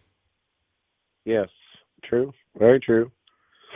But I just, we gotta, it goes back to everybody has to eat, right? We all got to eat. Yeah. So, you're talking about people caring about one another, and that's. But, yeah. If you're worried about your car counts, there's one way to get your car counts up, and because I promise you, them top 3 and 4 teams, they're not lacking no funding. It's the guys, it's some other guys that you need to be strong on that tour, Right. And they're trying to say, well, that's dependent on weekly racing. Well, every big event you got's killing weekly racing. How can weekly promoters support local regional guys if they can't get enough names to draw a crowd? And, it's not even that. The double-edged sword with that streaming and weekly and regional stuff is, why am I going to go to, say, Davenport to watch a Mars or a SLMR race when I could just sit at home, watch Flow and Dirt Vision and see every damn race that's big going on and all the stars? Why would I go to the local track anymore? I agree. I don't disagree. I mean, feel a lot of people are that way. I got a lot of friends, and they're in their garages having people over with 3 TVs going. Watching every night. Like, I feel like that's why you see a lot of the obviously that's why we're seeing the midday week races, because they know everybody's sitting at home with nothing to watch. All the racers too. That's the big deal with the midweek stuff is if you run a big show Friday, Saturday, all the local regional races and weekly tracks are running. But if you run it Tuesday, those thousands of racers and pit members and everything are at home buying it too. They're 100%. And that's, the same thing. The Chili Bowl is so big because there's just the only race going on that weekend, or the Dome this weekend. Like, there's nothing else to watch other than these singular races. So that's, everybody really wants to get that. All the streamers really want to get that one day to where, they know everybody can be at home watching, and it's not just the weekday races. Typically through the summer, the weekday races I think get better views than the weekend races. Now, I do think that the events benefit from that, like the scenario I gave you where Davenport has a little regional super race, but there's a big race here and a big race there, and I stay home. I do think that helps, though, when that series or whatever I've been watching on Flow or Dirt Vision comes to town. I think that's why we've seen these events that we see out there get so much bigger than they have been. I mean, even over the last 3 years, we've seen the marquee showings, the USA, all these sprint cars and late models. It does seem like there's bigger in-person attendance at these events, and I do think that kind of plays along with people staying home and kind of keeping up with the national racing scene as it moves across the country. I don't know how much that hurts the weekly. Obviously, in that scenario, it does, but I do think it helps when there's actually a race near that you can go and watch, if that makes any sense. Yeah, for sure. I still just feel like mostly at the end of the day, like, you got your fans, they're going to go every week, and then you got the guys they're going to go see when their guys are there, and I just think that they want to see their drivers be there for the most part, a lot of them, and that it's just so I don't know, it's just there's so much racing. I feel like it's hard, it's just I just feel like we maybe just have too many races. Like, listen, I like we have so many races, but there's so much of it. It's just going to keep making it hard on them things, but on the local guys. But I do agree, when a guy says, "Oh man, that race at Cedar Lake or that race at Farmer City was awesome," then maybe somebody's going to want to go there that hasn't been there before. I got to put that one on my bucket list, right? Right. So I think that next year at that Dome, oh god, listen, there's a real possibility that this is going to be the last Dome event there is. Really? That is a real. Yeah, there was a 7-year contract. Yeah, that's right. Final year. And with additions and everything, I don't know how much. I don't know the ins and outs, but I know as of right now there wasn't another contract, right? And Cody's working on it, and I do know the Dome is the cleanup is just such a factor, right? Oh God, I heard it's like 35,000 to just clean the dust. I think it's way more than that. But I can't. I don't know. I mean, it's just such a pain for them because of the mess that I don't know that they want us back, right? Yeah. So I sure hope that this thing can continue forever because I think it's amazing. But if in fact it's going to be the last one, I mean, holy cow! I'm not even going to imagine how many people are going to be there. Yeah. I feel like, right? I could tell you a quick way to sell that sumbitch out, and that's to throw a wing 410 sprint car on that bitch. Oh, that'd be insane. You'd have to build the fence up about 8 more feet or so, but because you go to the World 100 and you go to the Kings Royal, and Eldora's packed with pretty much different people. Like there may be 5,000 that are going to both, but there's 70,000 people that you throw a wing sprint car in that Dome, and that other half is full. I agree. Or even the midgets brought a whole nother crowd, right? I know, but midgets. I mean, come on. I mean, no, I agree. But then, man, hey, they can do it. They race at Macon. They race at Jacksonville. They can. They run the bull ring. So that track at Jackson's about the same. Yeah, it'd be crazy. That would be badass. Yeah, I mean, I'm definitely that sucks though. Last year. So we got to do something this next year to impress. Maybe it's the dust, like you said. I mean, I've been joking and saying, racing kind of started on at least sprint car side of stuff, midget stuff on wooden tracks. I've been joking and saying we need to get somebody to construct some type of, and I've been saying this for a Dome season in a forward thinking way. You could get, the guys who do the X Games style ramps and stuff and actually construct a track out of, fire retardant wood that you could take to these domes and things and not cause any issues as far as dust or cleanup. Yeah, I was actually kind of thinking similar today, but I was thinking on a more of a different level. I was thinking if there was a way we could have a synthetic dirt, kind of like, you got AstroTurf, like the field turf. I didn't know if there was a way we could make that little crumpled up rubber stuff somehow bind and but still figure out how to get to maybe build a cushion but not get in the air, Like I was thinking kind of the same type deal, but a different way. I forgot about the board tracks though. But that might be what we need. Personally, I'm not an engineer or anything, but I like to fix stuff. So I think they need dust does not want to rise. It wants to fall to the ground.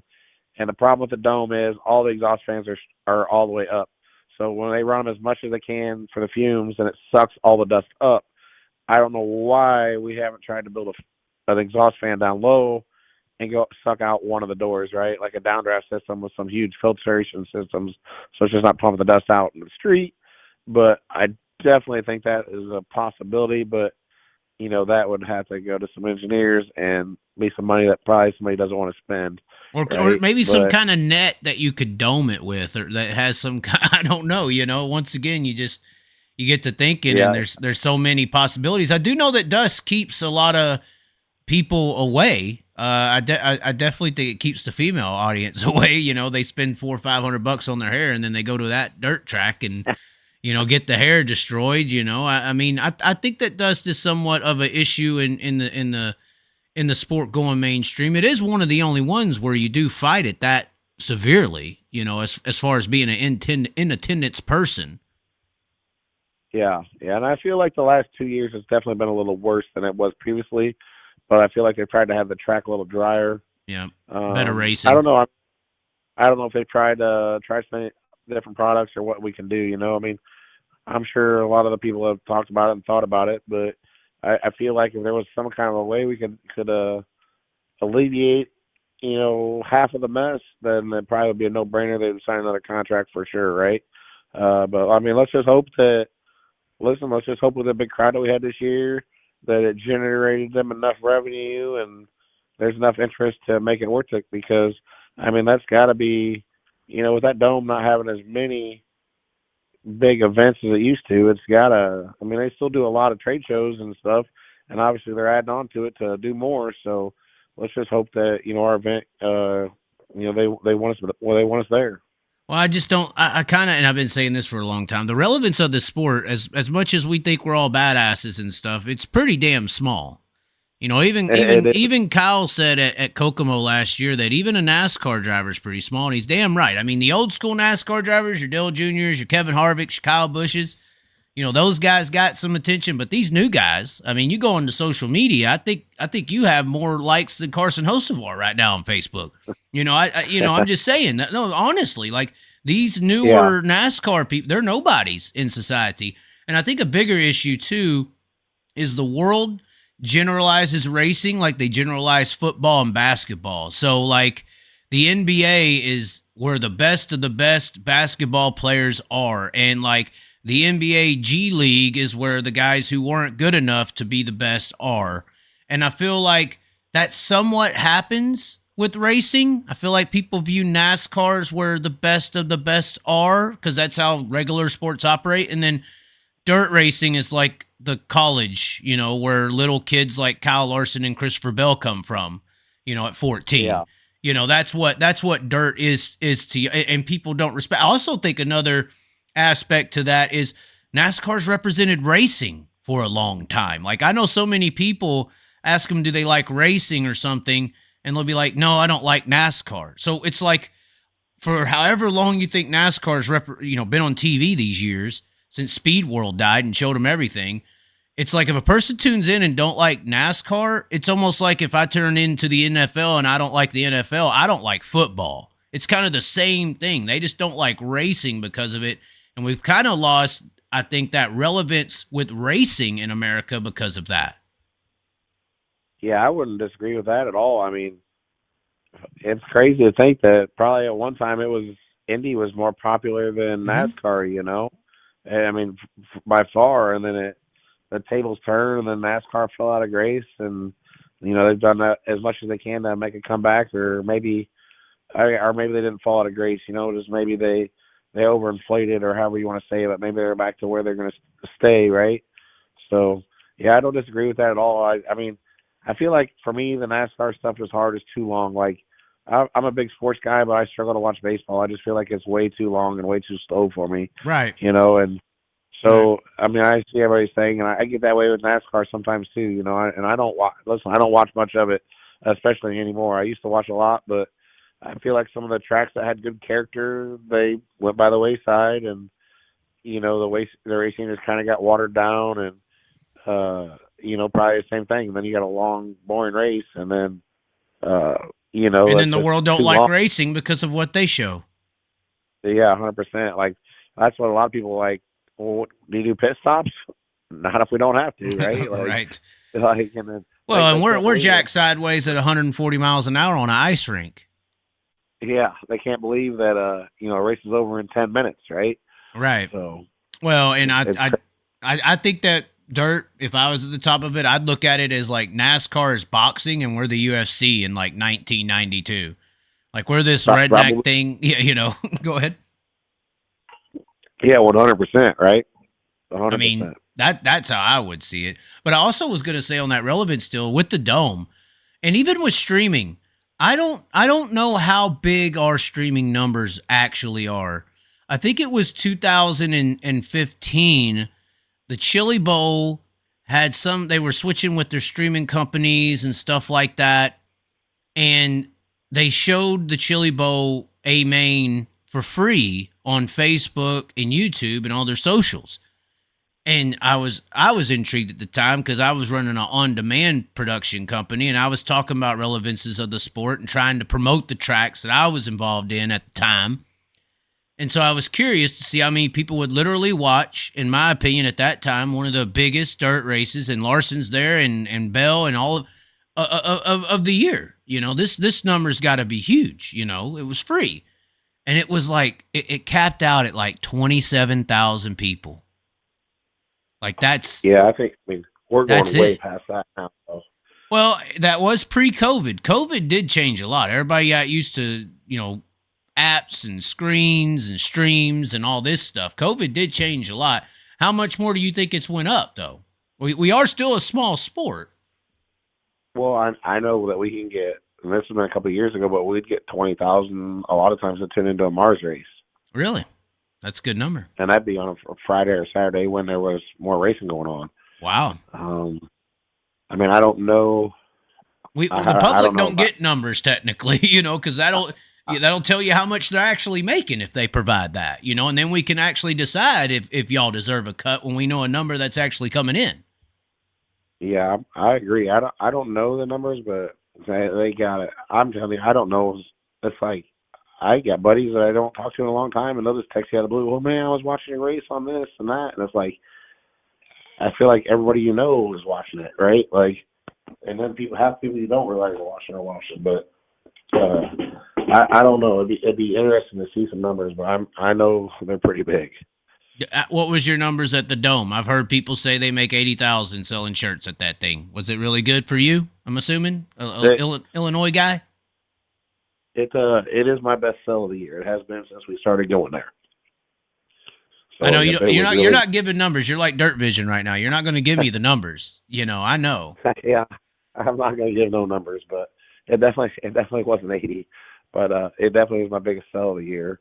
And, you know, like I said, you got to thank the fans. It's but we're close to home, you know, and I got a great fan base even in that St. Louis area and through the Central Illinois. So it definitely is a big boost going into the wintertime for us. Yeah, somebody put in here 20 million would be 67,000 subscribers on Dirt Vision. I'm guessing we all think that's possible? 67,000? Somebody saying the math is at 300 a year, 67,000 is 20 million. Yeah, I don't think that's unrealistic at all. Not when you consider there's 30,000 people. How many people go to Knoxville? Yeah, I've been there a couple times. They definitely show up. What goes there? 40,000, 50,000? Well, the stands itself only holds 26, I believe, technically, but. Okay. If you count the infield and what's going on there, I'd say it's 30, 35. Eldora gets pretty. I would say Eldora, if it wasn't for being in the middle of nowhere, Eldora would technically be bigger than Knox, especially the camping grounds. The camping at Eldora is insane. Well, let's just say you have 20,000 people that go to Eldora for a sprint car and 20,000 people that go there for a late model show. That gets you to 40 right there, and we're not counting the rest of the world and big block modifieds. Yeah. Yeah, big block modifieds is a whole nother world in itself. It is a whole nother world in itself. And then you're also not taking into account pretty much the whole West Coast. Yeah. Well, I've heard a lot of people complain about no late models on the West Coast. I try to tell them. Yeah. I mean, that's a hell of a haul. Good luck. Yeah, it definitely have to be a lot of money and quite a few racing over a 3-week period. I would think something along those lines, right? And then I'll tell you, like, people don't realize how many dirt fans there are in Australia and in New Zealand. It is amazing. Have you ever went over there? I've been to New Zealand. Okay. And we're actually going back again this winter to race. Me and Bobby are both going over there to race. Nice. What the saloons or salons or sedans or right? Yeah, the super saloons, sedans? Yeah, you're not getting me in them sedans. Heck no. Why? Them guys are insane. Them guys wear mouthpieces and knee pads. Oh wow, really? That's like the roller derby. Oh, are you talking about those stock cars? Those things where they bang each other? Yeah. They call them stock cars.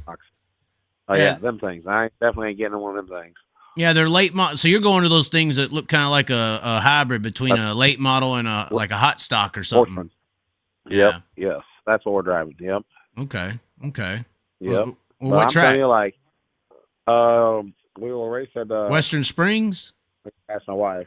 Well, we're going to race at Palmerston North, and then the one in Auckland, Waikaraka Park. Oh, okay. Yeah, New Zealand, I hear, is a lot more enjoyable to go to than Australia. There's nothing that'll bite you and kill you or anything over there. It's a little safer. That's what my wife says. Yeah, there's no like spiders that can bite you while you're on the toilet and you're paralyzed in 30 minutes. They listen. There is no bugs. Period. Like they don't even have screens on their windows or their doors. There's just no bugs. Really? It's amazing. That's weird. It is very weird. We're like, what? I'm like, how come you guys have no screens? They're like, for what? I'm like, for bugs. They're like, we don't have bugs. Very, very few. I mean, there's a few, but not many. Not like here. If you had your window open and your house would be full. When is that happening for y'all? January, I guess. Yeah. So Bobby gets there. Bobby will race the week before I get there. He races the 27th. We leave the 29th, and then we'll race against each other that next weekend. And I'll stay a week, and he comes home, and I'll stay another week and race. We got one. I was hoping for somebody to put some questions in here. We got one that just hit the deck. It says, "Is Redbeard gonna crew chief for next year? He's been cool in this year's videos." I sure hope so. So he just got engaged. So congratulations to him on that, and he has a house. So he's I think he's stuck with me for a while. Okay, finally got one of those in. I just wanted to get somebody to say something. They've been talking all this time, and then they pucker up. It's like the mention of New Zealand or something scared them. You know? Yeah. I don't understand why. You, how many people from Australia just come over here every summer just to race and go to the races? I'm telling you, the numbers over there are huge. Like, I mean, that's definitely not out of the realm. And then we're not counting advertising money. Don't forget about the commercials that we're seeing nowadays too. Right. That's true. I mean, you tune into Flow and you can see a commercial from your local. And that's the scary part for track promoters is I've tuned into Flow commercials for, races that are near, well, not near, but within a couple 5-6 hours, like a prelim night or practice night. And you'll see commercials for like local dealerships and like typical sponsors that you would see at the track are on Flow now. Or your local TV network. Absolutely. Yeah. That's the weird part because that's supposed to be for the track. So what are we all? So we're taking the damn fans from the tracks, and now we're taking their sponsors too. That's not good. I see why Tony Izzo's losing his mind. How do you feel about Tony Izzo? He was a pretty good talk. I didn't see it. Did you have him on there? I'll have to go watch it. He lost his nuts. He went off on Rigsby and Ben Shelton for like 20 minutes or something. Oh man, I got to turn into that. Oh, it's bad. So, Tony's Tony, right? So I've known Tony since probably I used to help Billy Drake back in the day, and that's how I met Tony, like when he was racing Summer Nationals against Billy Drake. So we got to be buddies then, probably, 94, 5, 6, somewhere in there. And, I actually used to race at LaSalle pretty much every week. When I first started sportsman racing, that was one of my favorite tracks. And, obviously his family promoted LaSalle, which people forget, but how much that place did, like the first World Outlaw race up here in Illinois. And, they did a lot up there, and it was an awesome facility.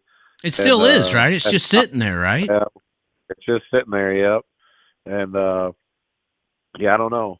And then, but, we've had our ups and downs, and, he's a big personality, but Tony's always been pretty good to me, and he helped me, he asked me when I first got started a sportsman car, he's like, why don't you come race with LaSalle? I said, well, you guys run late model tires. I don't have any. He's like, well, just come up here and get them. I'll give you a whole bunch of them, So, he gave me, here I am, 18 years old, and he just a nobody, and he gave me free tires, right? And then he helped me get some wheels, and, he just, because he wanted me to go up there racing, right? And so we were pretty good friends for a long time. And then obviously with the Mars stuff, we talked quite a bit. And me and him and Rigsby are actually on a three-way chat pretty much every Sunday, complaining about how bad the Bears suck. But I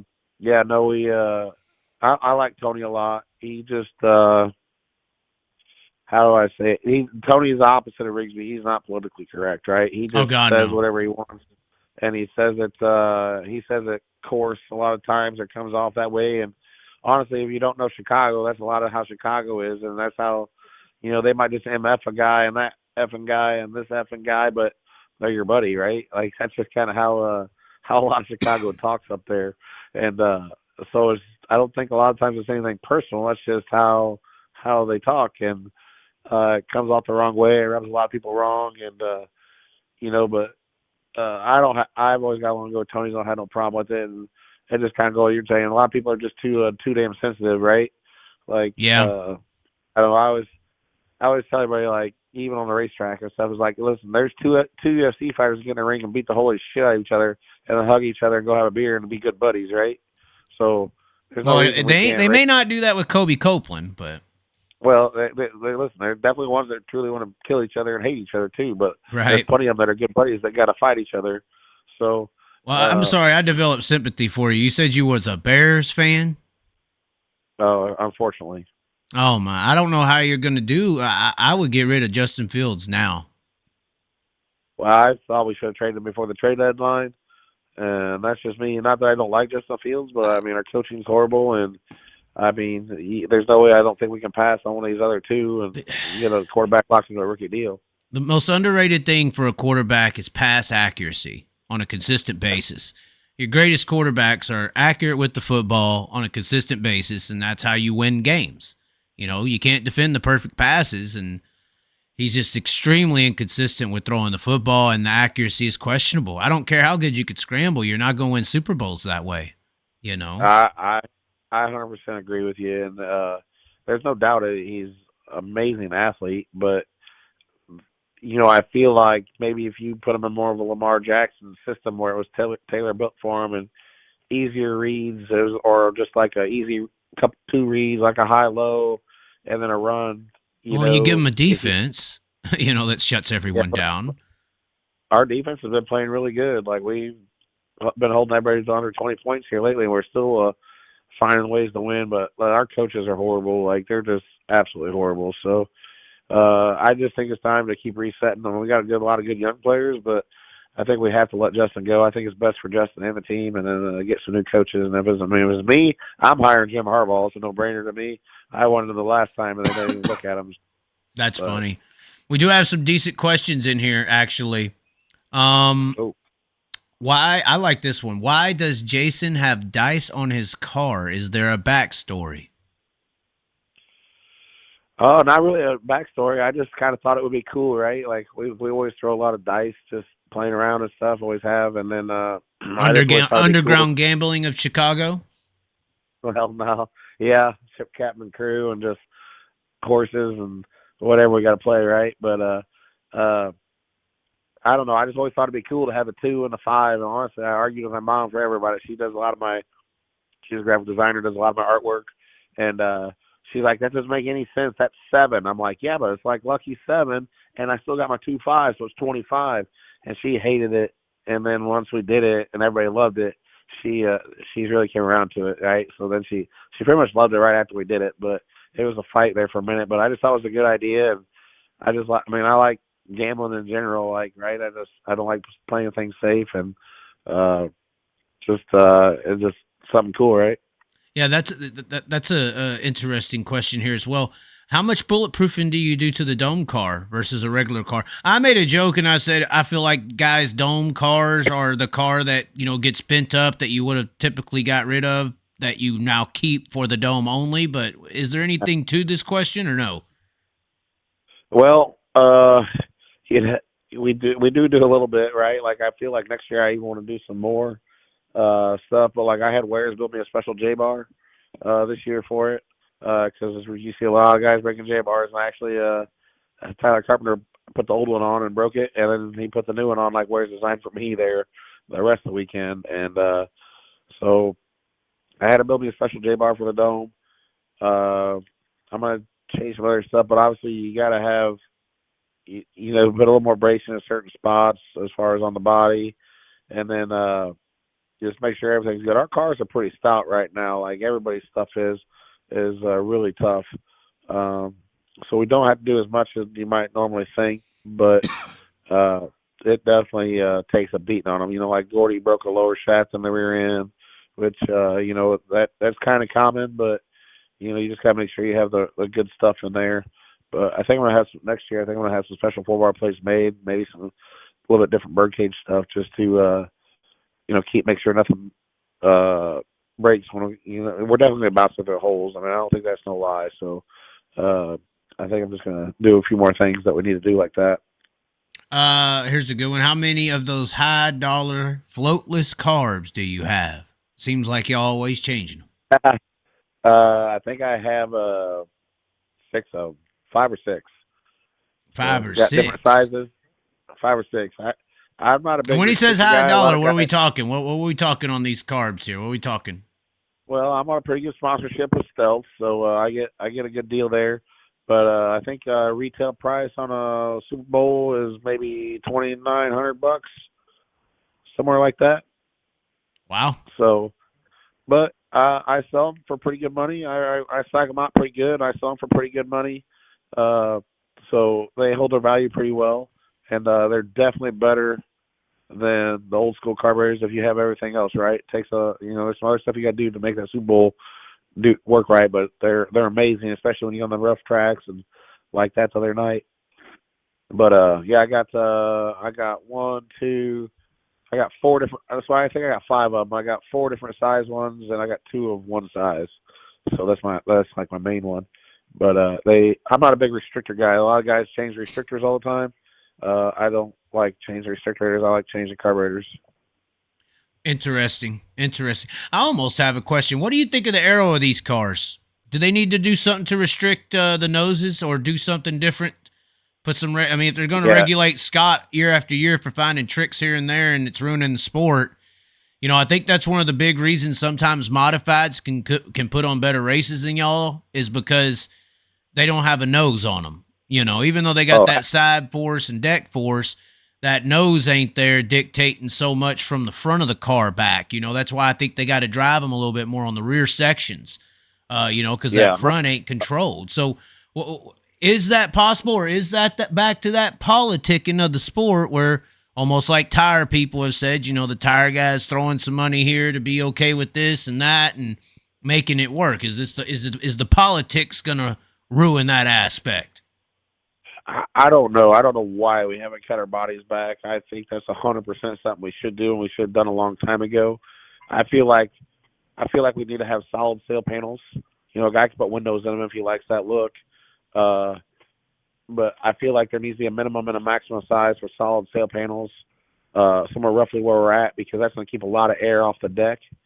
You know, now that's like we keep dropping our decks more and more and more, where it's like they haven't really let us change. I don't know why they need to go back to not letting our decks be dropped as much. And then the nose thing's completely out of control, right? And it's kind of like, you know, this Dominator might make a nose that's a little more trick, and then they don't enforce it. So then Performers or 5-star makes a nose that's more trick, and they don't enforce it. And so we keep jumping up and up and up, and that's kind of how nose wars got going there. And it makes no sense to me. Like in my mind, we need to get completely rid of that lip on the bottom, and we need to make them dead flat across the top to where there's no bow in them like at all, or maybe down to like an inch. I definitely think there's things we can do there. How would that affect the car? How would that change the racing if that was implemented? What would you see differently visually? Well, I think I mean, if anybody watched Bristol, just watch the street stocks. They can run around there and bump draft each other, right? And the dirt guy can't get within 5 car lengths of the guy in front of him. Right. Like the way our cars are right now, like at Eldora and stuff, like you can be. I feel like I can be about a straightaway behind a guy, and I can run right up to about 4 car lengths behind him, and then it's like now I can't catch him. And it's like we run the same speed. Now don't get me wrong, there's definitely that handful of guys that can do whatever they need to do, but a lot of it's just looks like you hit a big air brake, and it's just like you're stuck behind this guy. And is that the right front? Is that the right front, not pushing the left rear? What's happening there in that? I think that's the whole thing. It's just the downforce of the whole car's not there, so you can't steer in. Like obviously, if you run up on somebody into the corner, you can't steer a lick, and you better be keeping your nose at least a half a car length below that guy in front of you, but it's just the traction that it loses. Like, listen, I can feel it at Peoria. I can feel it at a quarter mile. I can feel it. I felt it at Peoria. Wow. And I felt it at Fairbury, like lapping cars. And it blew my mind because I'm like, how did I just run up to this guy, lapping him, and be fine, and now I can't pass him? It's like I just lose. Once you get to a certain speed, those tracks you named are kind of fast. Peoria, even and Fairbury, even though they're short, they're fast. Yeah, and you can't feel if there's traction, but when the track is slick, and grip setup, there's very little grip. There's been a couple times I feel, and it's not every time, but there is times I'm like, and then it's like, then you get back around them or the yellow comes down, you're like, holy shit, it was air, right? And it's like, it just blows your mind that you're feeling this at a little bitty quarter mile track. Like, so it's huge. I really think our race will be way better if we could lose some downforce. Well, and it'll put it back in the driver's hands. Like I said, I think that's why modified racing can be a little bit better. That nose not being there. Well, and that was a lot of some guys complaining, like with this droop rule and stuff. Like, if you're not going to change these bodies, maybe they're right. Maybe we are better off to let us run our decks as high as we need to, because then it's like a sprint car wing, right? Like, then at least we are maximizing downforce. So we're not stuck in like a middle ground. Right, and that means you can get bigger runs and speed differences. So that guy in front of you is poking a hole in the air. Well, now, you know what I'm saying? Maybe if my spoiler's 2 or 3 higher, I can catch a little bit of it, right? Well, but if he's 2 or 3 higher, now his hole's 2 or 3 higher too, as well. You would think so. You would think so. So I don't know exactly how that works. And because sprint cars are horrible as far as dirty air. I mean, it's really, really, like I hear late models complain. Sprint cars is really bad. Yeah, I think the only thing that maybe helps a sprint car a little bit more is that, like, their wings are actually a lot smaller than, like, the whole of a late model. So you see what I'm saying? Because our cars are so wide and so long. But when guys lose the front end on you lose the front end on a sprint car when you get within 2 to 4 car lengths. I mean, you can literally Knoxville last year, the front end literally was coming off. I forgot who it was, but he tried to run up on a guy and he kind of off a turn 2 at Knoxville. He kind of went across his air and the whole damn front of the car came off. I'm not hating. I'm not saying one's better than the other, but what I'm trying to say though is, like, if you measure the square area of that wing, what is it, like a 4x4 or 5x5? Right. Where, like, the body of the late model is so big. Like, that sprint car is only punching a narrower hole in the air, right? But it's extremely dependent on it. I agree. I 100% agree with you, and I know but I'm just saying. It's the yin and the yang to what you're saying about getting higher. Yeah, you can get higher and get a little bit more downforce due to that air, but then you're also more dependent on the air. I think that's why Brandon Overton, whatever he was doing this last year, I made a joke, Drooper, please, because I thought something was going on with that left rear when he debuted at Golden Isle, and it was just 6 feet in the air, going around the track. It seemed like in clean air that worked, but when he got to that dirty air, those guys with the droop legal, in my opinion, deck height, they were able to navigate dirty air better than him because their cars weren't as dependent on that air to perform. And they were able to destroy Overton in lap traffic because their cars weren't that dependent on the air. So that definitely happens. If a guy gets his car too dependent on the air and then you're in dirty air, you're screwed. And listen, that's where, I mean, I'll go back to Bobby. Like, his Pierce cars weren't very air dependent, and he waxed us at Eldora, right? Like, he just had better mechanical grip in that thing than everybody else because everybody else was chasing his air game, and they hadn't been chasing the air game. They had just had a better car, right? So it definitely is a real possibility on that happening. I mean, it definitely happens. Right. I was just saying, my thing with that sprint car late model deal is like our cars are so much wider. Like if you figure there's 2 late models you ought out at Eldora or 2 sprint cars, we're so much wider. We need, we're blowing that much more. A sprint car guy, there's a lot more track to get that wing tucked down below to regain that air. Right. Right. But he is also racing against other sprint cars that need just as much. Yeah. You're saying that deck the kind of works side. like a damn a ramp for the air and just ramps it off into the sky. Our hole's twice as wide as a sprint car because our cars are so much wider. Right. You know what I mean? And so then they got more free air to catch with a great big wing because it's not as wide. I feel like they can gain quicker than we can in that aspect. But and they're able to poke a nose too. I don't know if y'all can do that, but they'll. He just dropped through. Maybe it reached the time limit. Hold on, let me get him back. Hold on. It's not over yet. I hope. Hold on. Maybe his phone died. Phone didn't die. Hung up on me, didn't you? Oh, my Son phone of was a good. bitch. It just beeped and shut off. Son of a bitch. What I was gonna say is I feel like sprint car guys, they to compensate because they their effects are so much bigger because they're so dependent on the wing. I feel like they're able to poke a nose sometimes to kind of compensate. I mean, you can't run the line you want to run, but you have to maneuver how you enter the corner, or you just can't really. In their case, you can't drive the car. You can't turn the car if you're 2 car lengths behind the guy. You just go straight in the wall. Yeah, for sure. We will too, though. I mean, we definitely will too. It's crazy. It's a lot. It's huge. I mean, it blows my mind how air dependent we are right now. Well, let's ask you some other questions. Obviously, you're a short track guy. 1 year on DLMT. What are your thoughts? Okay, we'll forget that. I was curious. Out of all these bigger tracks, what's your favorite bigger track out there that you enjoy going to? A lot of people say Eldora. I mean, if that is the answer, let's take it off the block. But Volusia and some of these other bigger tracks, even Knoxville. I don't know. Some people do like it. Some people don't. How do you feel about the big track racing, and what's your more enjoyable track to go to? Man, I don't know. I don't do a ton of it anymore, but I used to like going to Davenport's half mile. I thought it was pretty tricky and fun. We had some good luck there. I definitely liked Volusia a lot too. It's been a long time since I've been there, but I always thought it was fun. Obviously, I probably would have said Eldora, but I liked Knoxville there for a few years, and I feel like our cars haven't been as racy there lately. But when we first started going out there, they used to keep that thing a lot slicker, and it was way wider, and I felt like it was a lot more fun to drive. Now I feel like they got it real narrow, and they just keep it way too fast for us. So I don't really care. I mean, I like them big. I like them small. My biggest thing is as long as we can pass, right? I just want multiple grooves. Well, what would be your favorite short track outside of Illinois? That's a hitter, right? Man. Well, I guess what we call them short track? Just anything? Third mile and under.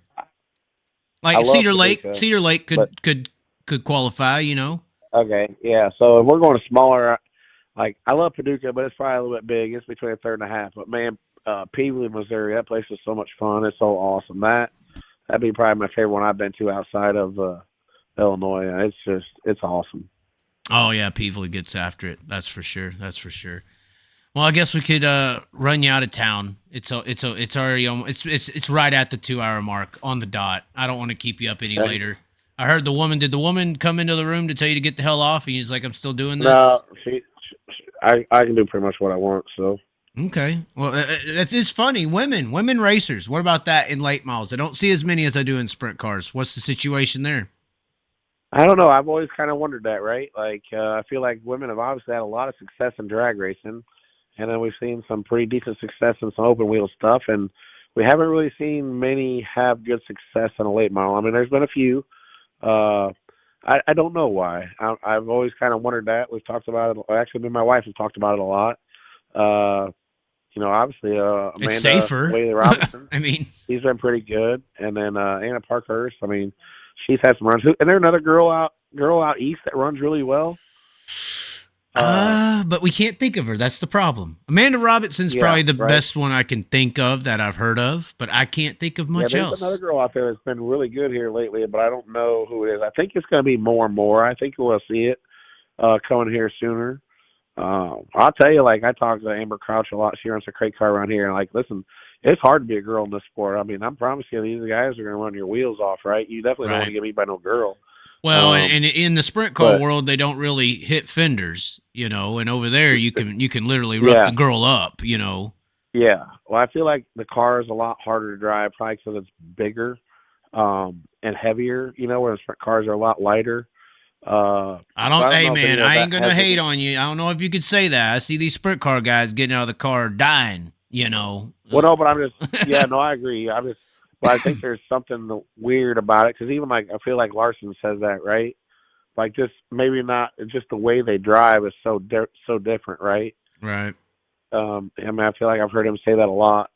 I don't know, but you know, and it's weird because we've seen, like, some guys can drive both, some guys can't drive either. You know, some guys can only drive one and not the other. So, have you ever drove a sprint car? I never have. So. Never have. It looks like it'd be a blast, though.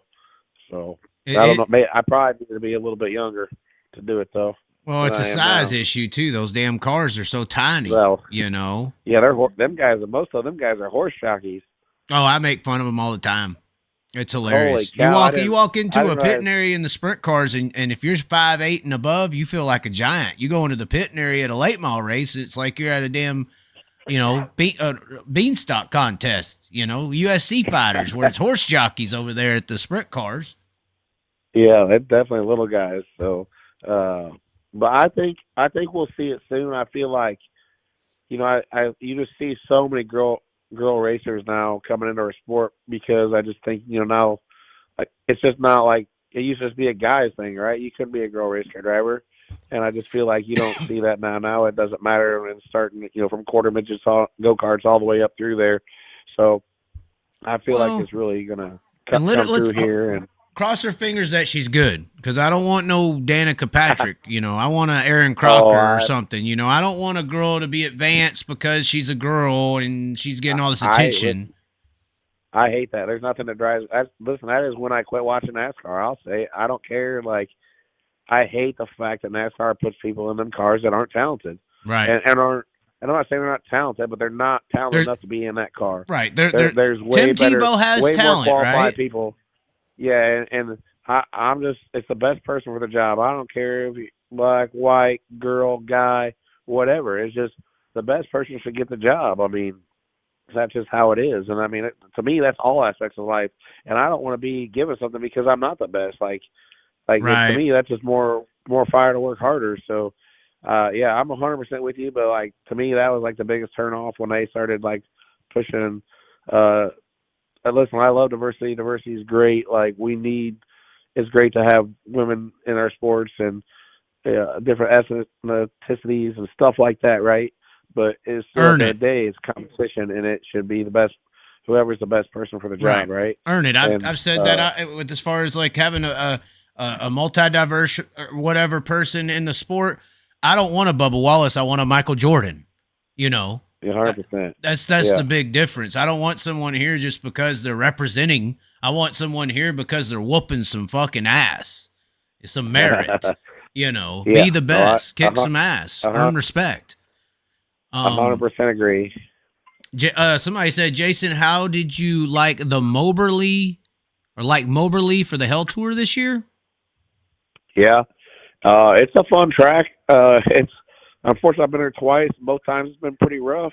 This year, actually, 1 and 2 actually was really good. And 3 and 4 was really rough. But it's a high bank fast track. It's a lot of fun. I feel like if they could get that track prep right, it'd be a blast. It'd be really cool. When y'all going to Riverside now, the ditch, that track's getting a lot of attention this year. But yeah, I don't think I'm going, but I mean, well, the summer Hell Tour. I've never done the Hell Tour. Yeah. People say do it. It's something you should always do. I don't know. It don't look like hell, or it don't look like heaven. It looks like hell. You know. Yeah, Is that the hardest thing you've ever done in your career? Run that Hell Tour? I mean, I don't know. I mean, I guess it probably is because there's nothing else really like it, but it definitely can wear on you pretty bad. And then obviously it's right in the middle of summer where it's so dang hot that nothing's fun. So Right. it definitely is a pain. But obviously they've changed it a lot over the years, and I just don't feel like it's anything like it used to be. I don't know, but the when I was doing it all the time, when it was a lot of races, it was I was pretty young and I had a really good young crew that did it, with my brother and some good buddies, and so we had so much fun that it didn't matter. I guess we didn't think about it, but you don't think about that stuff when you're young either. But I think that like the year I won that thing in 2010, I think we went 18 straight races before we had a rain out, and we were at Lincoln and it finally rained. But I mean, when I say 18 straight, it was 18 straight nights. So like not one day off in 18 days of racing. So it was nuts. So I think that's the only time we've ever done that much. And then after that, just started making sure we try to have every Monday off. Right. So, right. Yeah. So they made it easier for the kids today. Well, yeah, I guess maybe a little bit, but it's still a lot. It's just I feel like Sam doesn't ever want to listen, when he makes his schedule, but our racing has changed and our cars take so much work. It's almost impossible to race that many days, right? Like he needs to focus a little bit more on quality over the quantity. And I feel like if he would get down to let's say 4 nights a week and the guy would have 3 nights off, but maybe those races paid a little bit more, you'd probably get more people to do the tour. And we'd all be able to be a little bit better prepared, because the frustrating thing, which we've been seeing here lately the last few years on this tour, is, say a guy wants to run the whole entire tour, and then you got a guy who's going to show up on Thursday, Friday, Saturday, and drop in for your Thursday show and your 210s on Friday and Saturday, and he's fresh and ready to go, right, with his stuff 100% prepared while your stuff's beat to death. So it definitely makes, and listen, when that guy's dropping in, it's usually a high-caliber car. It's not like it's a nobody. So that makes life tough on a guy that's been out there racing, already been out there 4 days, beating his stuff up, and not having a chance to get stuff properly maintained like it needs to be. I mean, heck, when I started doing that deal, you just pull a $100 shock out of the box and you throw it on the car, and you want to change the spring, you just slide the spring off, slide it on, and give it a half a turn up or down, depending on what spring you're putting in there. Like now, it's like, holy cow, these things are so technical and so much work. It's like, it's hard if you race 2 or 3 nights a week, it's hard to stay on top of them like we really need to. Right. Somebody said here, are you showing up to race with the Outlaws down at Highland? Oh, absolutely. We'll be there. We'll be at the Highland 3 times, I think, this year. We got a Mars race. What is that, a favorite track? You sounded like hell yeah in that. What is that, one of your favorites or something? Well, I don't know if the track itself is one of my favorites, but like it has a good. Have you ever been there? No. There's a lot of Illinois tracks I haven't been to. I've been to Fairbury and a few others, but not too many. It's a bull ring, but it's a paper clip and it's really narrow, and it's got like a covered grandstands. It's a fairground track, and I'm telling you, these people, there is not a seat, and they're out there. I do not know where they're going to put the Summer Nationals was completely sold out. I do not know where they're going to put these people for this Outlaw show. There's like, I'm telling you, they drink so much beer, like they'll drink with anybody. I promise you, and it's one of them tracks. That's the home of the Super Shep, isn't it? Like it's just a really narrow track, so there's always a lot of stuff happening. Always seems like there's some sort of a drama.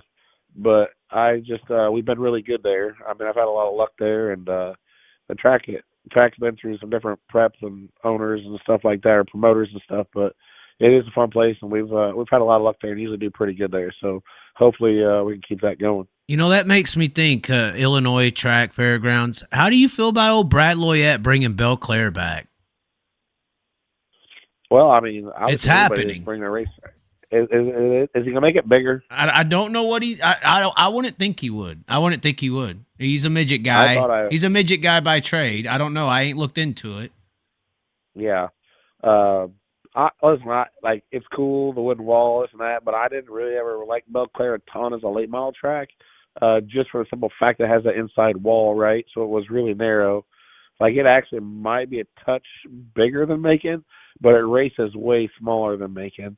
But, you know, it is cool, the old wooden grandstands and the wooden fence and the history there and stuff. So it's pretty neat, right? And I'm all for anybody bringing back a racetrack. So, but I never had a lot of luck there. That probably plays a little part into it. We might have won one Summer National there one time. I don't remember. But it's tough because it's so tight with that inside wall. Okay.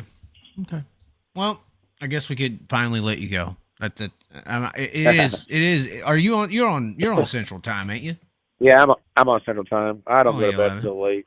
I can't sleep. Why not? Insomnia? Girlfriend from high school insomnia. still in your head, or what? I mean, that's always trying to figure out how to go faster, right? Right. Too much to do and not enough time. Well, you got plenty of time now. I mean, what's your next race going to be? Yeah, are you doing anything in Florida? Are you going to go to East Bay for the last ride? I mean, no, we're doing that New Zealand deal, and then we won't fire up again until the end of March. So, yeah, I learned a long time ago I'm not going to spend my own money down there in Florida. That's definitely a rich man game down there. Like, I love going down there, but like it is so expensive. Especially like, man, it's a crime what that East Bay pays them guys is an absolute crime. It's the last year every year. Oh yeah, my dad lives in St. Pete, so we usually make a vacation. I would go down to him and go to the racetrack, and I usually help my buddy Squirrel or something and go to the races every night. But man, to see them guys, see that caliber and that many of them cars racing for $5,000, like they're a fucking modified or something. Oh my Lord, I can't believe it. And then the tire. It ain't like it's a smooth, easy track either. Like you can wreck junk your shit up there pretty good, like, easy. At least the Outlaw boys have been stepping up the pay-in game at Volusia, right? But you figure usually you got 60 to 80 of the best guys in the country fighting for a regular 10,000 to win purse, you know. And sometimes it's not even a 10,000 win purse. I mean, that's just, you know, you got a World 100 field every single night just about racing for no money. So it's so hard to make money down there against that caliber of cars that it just, for me financially, you know, you can spend half a year's budget down there and not make any money, it feels like. And you better take your best stuff down there, and you're gonna have to run the crap out of it.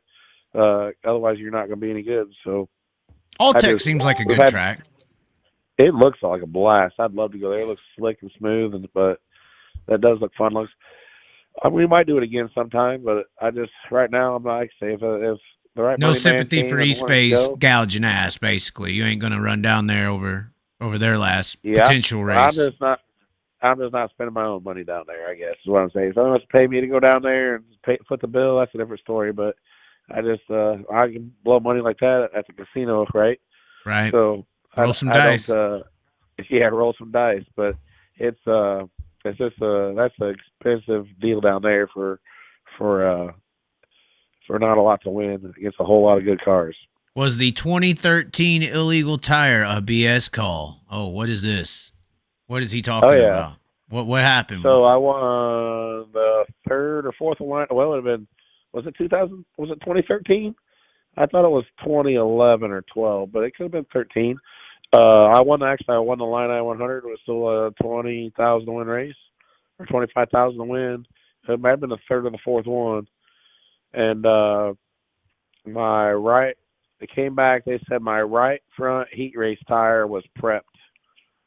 Wow. And they DQ'd me and took it from me. And at the time, you know, obviously it was my biggest race. You know, that was right there coming off. You know, I won like 23 races when I won the national championship in 2009. I think I won 19 races when I won the Hell Tour year. Like, we were rolling really good, right? And obviously Farmer City is my home track. But, 100% BS call. That tire was actually a tire we ran for the year before. And we never put anything on it. And it just sucks, you know, because back then they crucified you over that deal, right?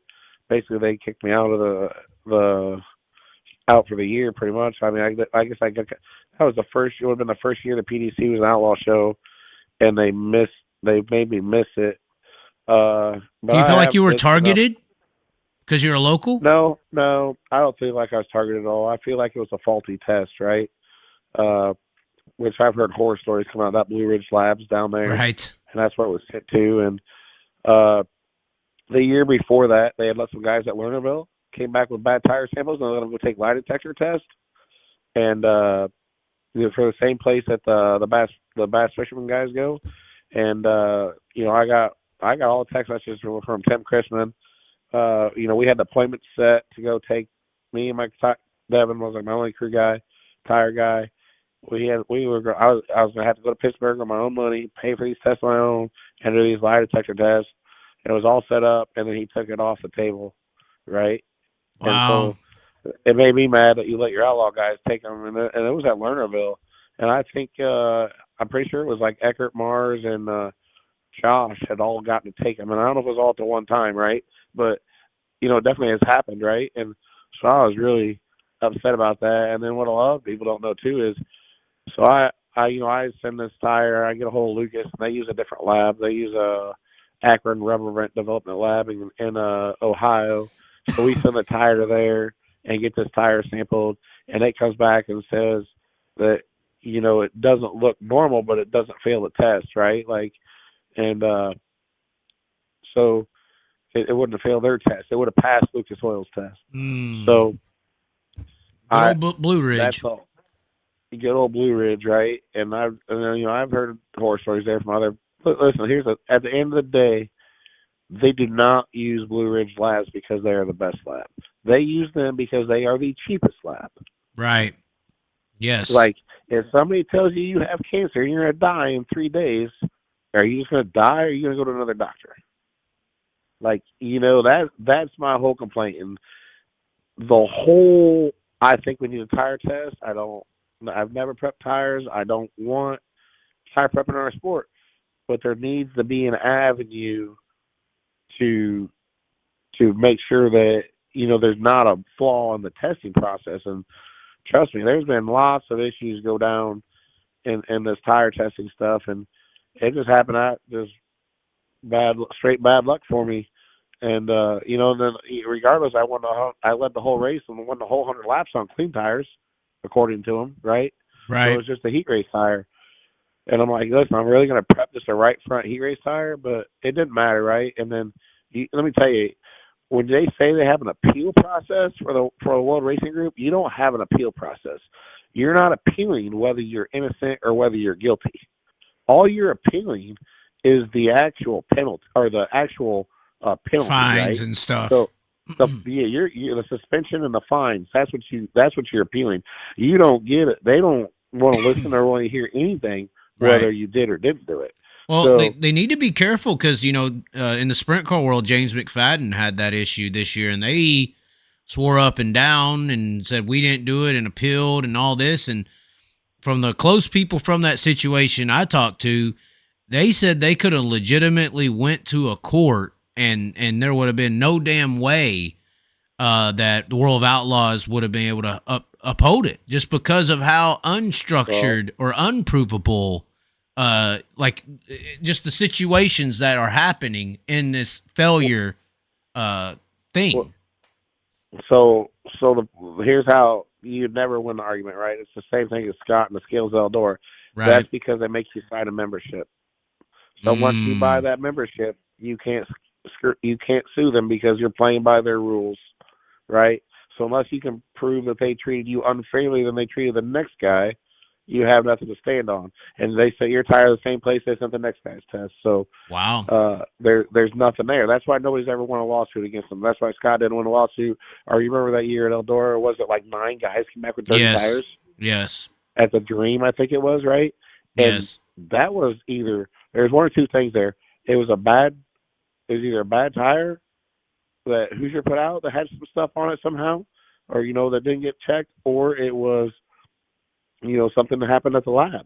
But there's no way all 9 of them guys, I was buddies with a lot of them guys. I'm like, here, he probably won't care, but Robbie Allen, Hoghead is Greg Shiley's crew chief, and heck, him and my brother about got in a fist fight one night at Eldora drinking afterwards because, talking about how I cheated and this and that. And I would tell you, he texted me right after that, after they got, because they were the ones that got in trouble at Eldora, and he goes, Jason, I am so sorry, and you make sure you tell your, we're buddies, like, we had been buddies anyway, just that night, it got a little heated, and he's like, tell your brother I'm so sorry, this is like, I never imagined how bad something like this could be when you didn't do it, and I believe you, and you know what I'm saying. Like we're basically talking to racetrack, but it's not like we text or talk nothing like that. So why would this guy just text me out of the blue?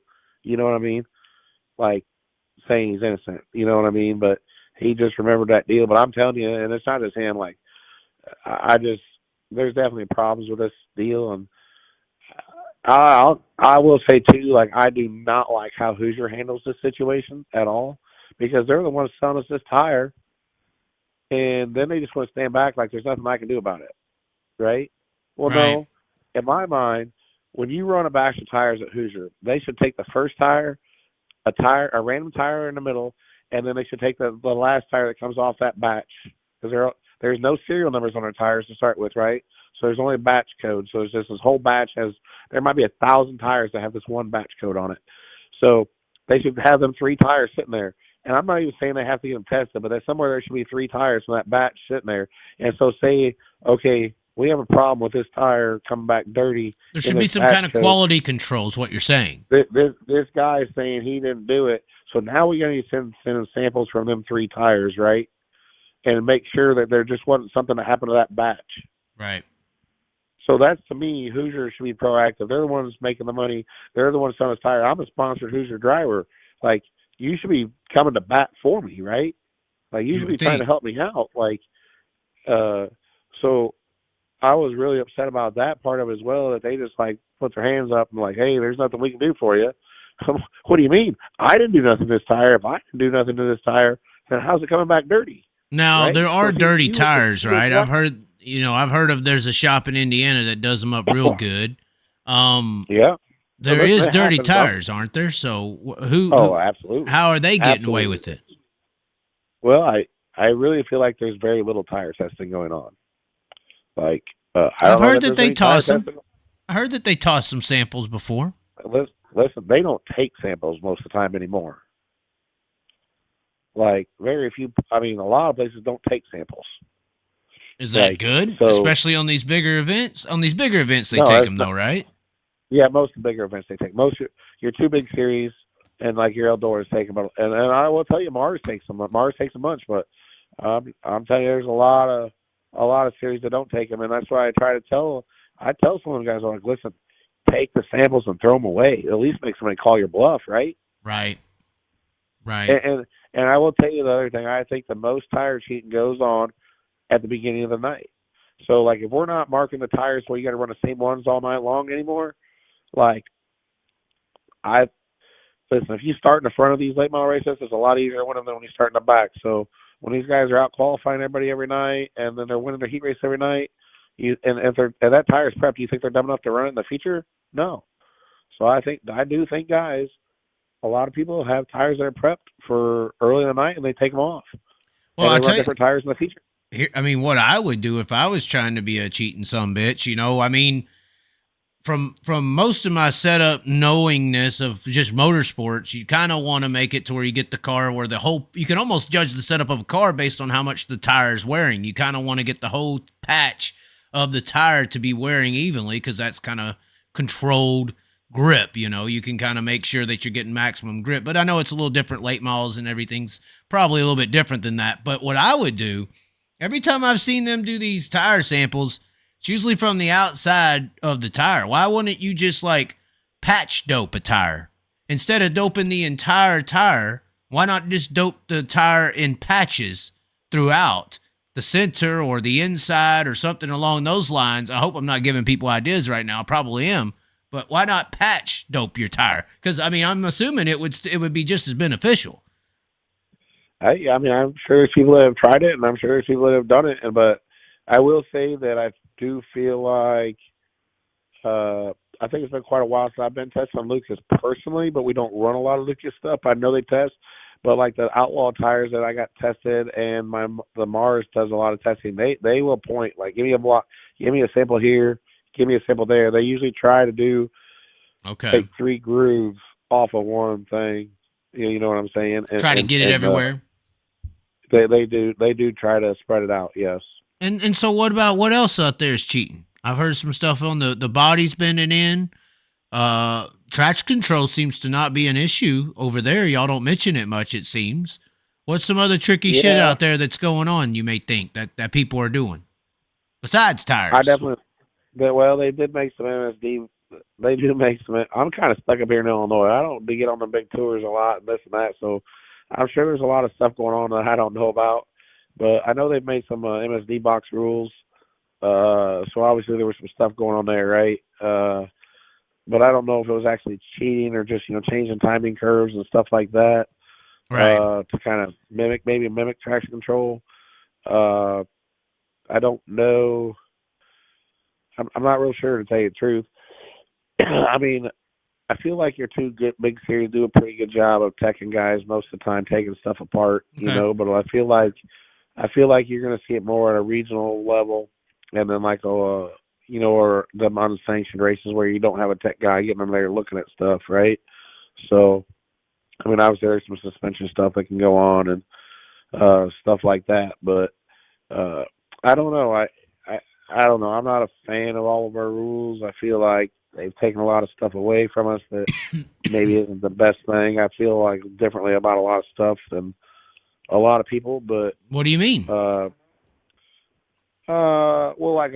Spring rods, right? Let's just say this. Like most of your late model shocks right now are anywhere from $1,000 to $1,500, right? So they made them top spring. That deal, a spring rod basically takes place with your full bar with a shock, right? And it gives you way better grip, and it fixes the flaws in the rear suspension of our cars. And a spring rod I think is $800 new. Well, they made them illegal right away. Well, the device that Kevin did basically mimicked a spring rod, right? But it was within the rules. So you're telling me that we just can't run spring rods that are $800 a piece?